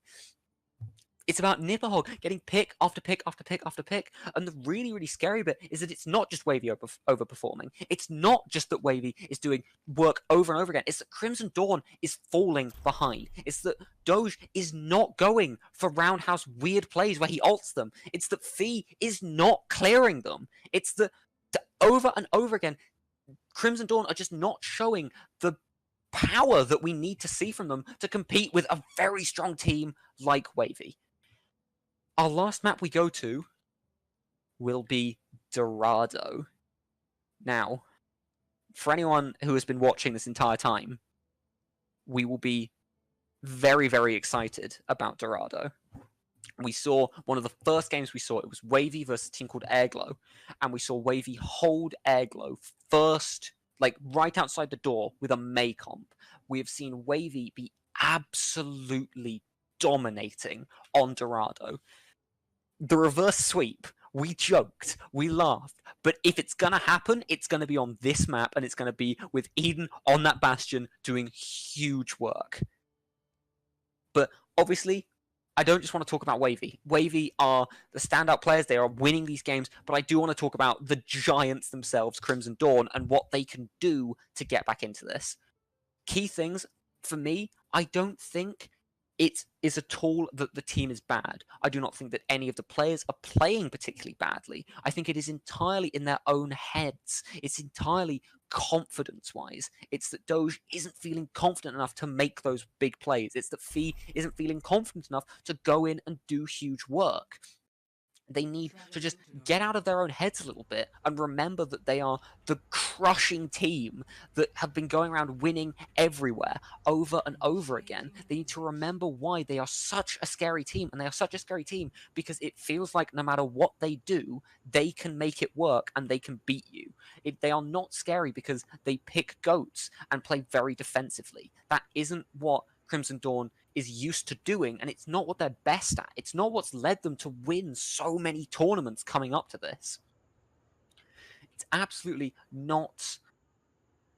It's not over for either team by any means. It's going to come down entirely to the confidence of Crimson Dawn. If Crimson Dawn keep playing defensively, keep playing scared, I think Wavy can do this reverse sweep.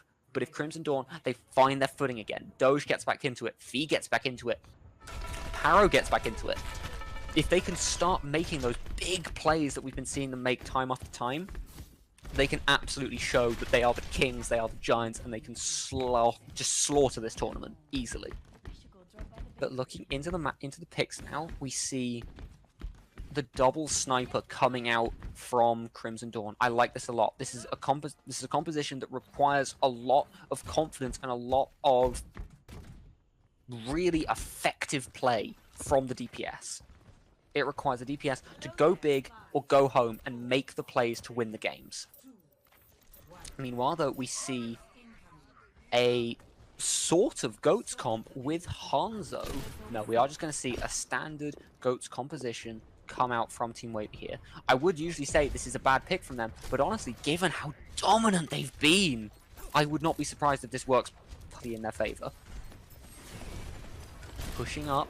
It's all going to be about whether Winston can dive, and there he goes, pushing in deep, isn't going to get any kills, but the key point is he's pushed them so far back, they can't push in, they can't make the engagement that they're looking for. Crimson Dawn being pushed back and playing very, very scared, and Shade isn't scared, Shade pushes very deep, Fee taking huge damage, Doge also taking huge damage, the healing comes in, but it's about pushing them back. Look at this, over and over again, Crimson Dawn getting chased back, continuing to pull back, not pushing forwards, not charging, not making any plays, getting pushed back, and they're falling for it. Maxlan and Doge falling so low, Fee as well, Parox does find a kill, this could be the turnaround that they're looking for, but down goes Parox, it looks like Fee could be next, down goes Maxlan in fact. It's just Fee, up he goes. The Sandberg does come in to keep him alive a little bit longer. The Nano Doge could be everything they're looking for, and it could be in fact, as he gets one, he gets two, but with Fee down, it's just Horrocks, and it's just Doge. Up against a lot of enemies here. Very, very scary. They move their target onto Seppi. Seppi seems to be who they're focusing here, but Doge has got its confidence back. That Nano was big, the shadow comes down, but another huge shield from Shade. Over and over again, this man is doing huge shielding to stop Doge from doing the shadows he's been looking for, but I think this actually might not be enough. But no, Nipperhog gets Paro. I told you, it is not just one person, it's multiple people. Nipperhog hasn't been doing much so far this game, but just comes in and kills 3 people, all on his own. Absolutely huge play. Huge play, and Wavy take this first point. They show why a reverse sweep is very much on the table. And like I said, the key scary bit is where it looked like Crimson Dawn might win was where they went in, was where they just nano Doge and said, make a play. That's when it looked like it might work out for them. The problem came from that early engagement where it felt like Shade was just pushing forwards and Doge was just walking backwards. Crimson Dawn was just pulling back, not feeling confident enough to actually make a play, make an engagement to fight them. And that's what Crimson Dawn have been so good at, is making fights happen. Up goes Shade, Power falling low, he does pop the dash to get away, but Doge has gone in very, very deep, and it might be enough. He does force Lemon to pop the Transcendence, but actually it might still be a blessing in disguise for them, as here it is, Nipperhog does find Horrocks, Nipperhog does find Maxlan, this is everything he needs, and look at this, Apple, Eden, and Shade getting 3 kills between them. and they look to push forwards, push on to this second point. Goats still working very, very effectively for Team Wavy here. Crimson Dawn, though, do look to be mounting a defense. They are going to go for a contest here. Doge just picking out a target, pushes forwards, but it's not nearly far enough. The D-Rock comes up, pushes the rest of the team back, and in fact does knock Maxland out of mech. That's everything he needs. As look at this, Lemon picks up Maxland. They're moving in, but it's not going to come for them. As Apple does find Horrocks, Lemon does find Fee. They're making the plays over and over again. Wavy are showing that they are a force to be reckoned with. They are the new giants. They killed the old ones, and they will be showing that they are the new kings of this tournament. Look at this, Eden pushing forwards, finding Doge. A huge stagger. He's going to be a little bit late to the party, and it looks like this means that Wavy should be able to push through this first corner without any contesting. Meanwhile, though, Crimson Dawn are just staying on this Goats composition. They've got to try and make some kind of play happen. They know that Horrocks, Soundbarrier could be huge, Doge Shadow could be huge, but again, it's a huge stop from Shade. In comes the grab, they do pop the beat, but I don't know if it's going to be enough. As Team Crimson Dawn are falling exceptionally low. Doge in a lot of trouble here. He's trying to get back. They're trying to heal him, and that's a huge transcendence from Seppi, saving the entire team with that. Huge, but Shade pops his... I love that. Shade does the bubble, and it catches Seppi, so Seppi doesn't do nearly enough healing here. Nibberhog picks up Doge. Absolutely massive play. And look at this. Horrocks in a lot of trouble up here. He's got to try and make something happen here. Lemon pops Transcendence, not even to actually make a play to save people, but just to heal everyone up for this next fight. The most important fight. Fee kills himself. They are pushing the payload, though. That's a little bit of a misplay here. They do get the clear, but they don't push the payload. They don't take advantage of the clear they got. Maxland does manage to pop his ult, and he does find Eden with it. That's huge. In comes Nibberhog's ult, though, which is also very scary. It does find Horrocks. Horrocks keeps falling again and again, along with Maxland. Mini Maxland falls, Power falls, and again, Team Wavy push to the end here. This could be a repeat of Blizzard World. Shade is absolutely... Obviously, I keep saying over and over again, for both teams, it is not one player. For both teams, it's that the entire team is going absolutely huge. But if I was forced, if you had a gun to my head and you told me, pick the person who is the absolute MVP of this tournament, I will have to say Shade, because it's not just that he's doing huge damage. It's not just that he's getting kill after kill after kill. It's the amount of space that he's creating. Every time that double sniper tried to set up, every time that double sniper tried to get a crossfire going, Shade was in there. Shade was just pushing them back, not killing them, but pushing them back. When he knew that he had the advantage, he knew he had that push that he could make. And it meant that Doge was setting up. He clearly wanted to make a charge. He clearly wanted to make a fire strike on that first bridge, but he couldn't. As Shade just kept pushing forwards, kept knocking him backwards over and over again, just making so much space for his team to work with. And that's not even talking about the 1,000 IQ bubbles that we see from him again and again and again. One of the scariest things about this Crimson Dawn side, and the reason why Doge is such an incredible player, and why he is one of the best Reinhardt players currently in the world, is because his shatters win team fights. Over and over again, his shatters win team fight after team fight after team fight. But the problem is, Shade, since they started winning Blizzard World, has blocked every single one of them. Whether it's a bubble around his team, whether it's a bubble around Crimson Dawn, he always blocks them. And here we go. This is the defense that we saw from Team Wavy. This in-room play, but they're ready for it. I love that. They were watching earlier. They know what's going to come. And in fact, Fee plays the Bastion. They know really what they have to do here. And I love this comp from them. Powerx picks up Abel. They do get the May wall up, but it's not enough. It's way too late. And with Hansa pushing around the back, he could find a kill here. This is what Crimson Dawn need to do. They need to be clever. They need to be quick, and they need to make plays happen. And with Fee being damage boosted on this Bastion, just spraying away, it looks like they will win this first fight. He does pick up Eden. He does pick up the May by the looks of it. Apple's in a lot of trouble. Down he goes. Immediately back to the team. And that's a good first team fight win for Team Crimson Dawn here. Absolutely huge play from him. It's everything you need to see. Meanwhile, they're actually going to push forwards. Not nearly as far as Team Wavy did, but they're going to keep pushing forwards. They're going to keep trying to make a play, trying to make a stagger, because while Bastion on point is obviously very, very good, the problem with it is if you let your opponents set up, if you let them get a dive ready to counter, it's very, very scary. Out comes the May wall. Can Fee make it happen? And that's a huge halt. Doge game-winning halt there, but they do get the freeze off. Fee actually in a lot of trouble. He is trying to selfie, he is trying to stay alive, and he is going to make it, but a huge shatter! Shade as I keep saying over and over and over again. He is an absolute amazing player who is continuing to keep his team in this. Fee does pop his ult, but nothing going to come of it as Shade continues to block it perfectly. Out comes the May wall as well, just to try and keep everyone alive. And they're not allowing Fee to step up. Fee has to move far around this left-hand side to set up. Oh, it's a huge hole. And with Maxan's ult, they actually might be able to do it. Fee is getting full healed here. He's just spraying away. He finds Shade. He finds Nipperhog. He finds Mini Nipperhog. It looks like it could, again, be going to the side of Crimson Dawn here. They finally do look to put down Fee, but it's far too late. It's just Eden and May left on the point. Crimson Dawn show that they are still the champions. They are still the kings. You took them down twice, but you will not beat them in a series. Fee just spraying away. Shade, though, continuing to just try and contest at this point. They look like they know they're not going to win this game, but they also know that they pushed very, very quickly. 3 minutes and 18 seconds is absolutely huge.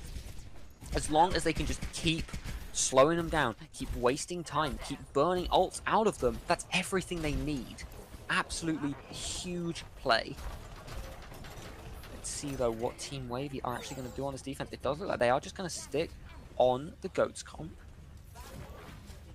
That's everything they need, and it's looking like they're going to try and take the high ground. The hole comes out, though. Absolutely massive hole. 200 Q a hole from Doge there, and out comes the Dragon. Huge play. Shade looks to fall here. He is going to just about make it out, I think.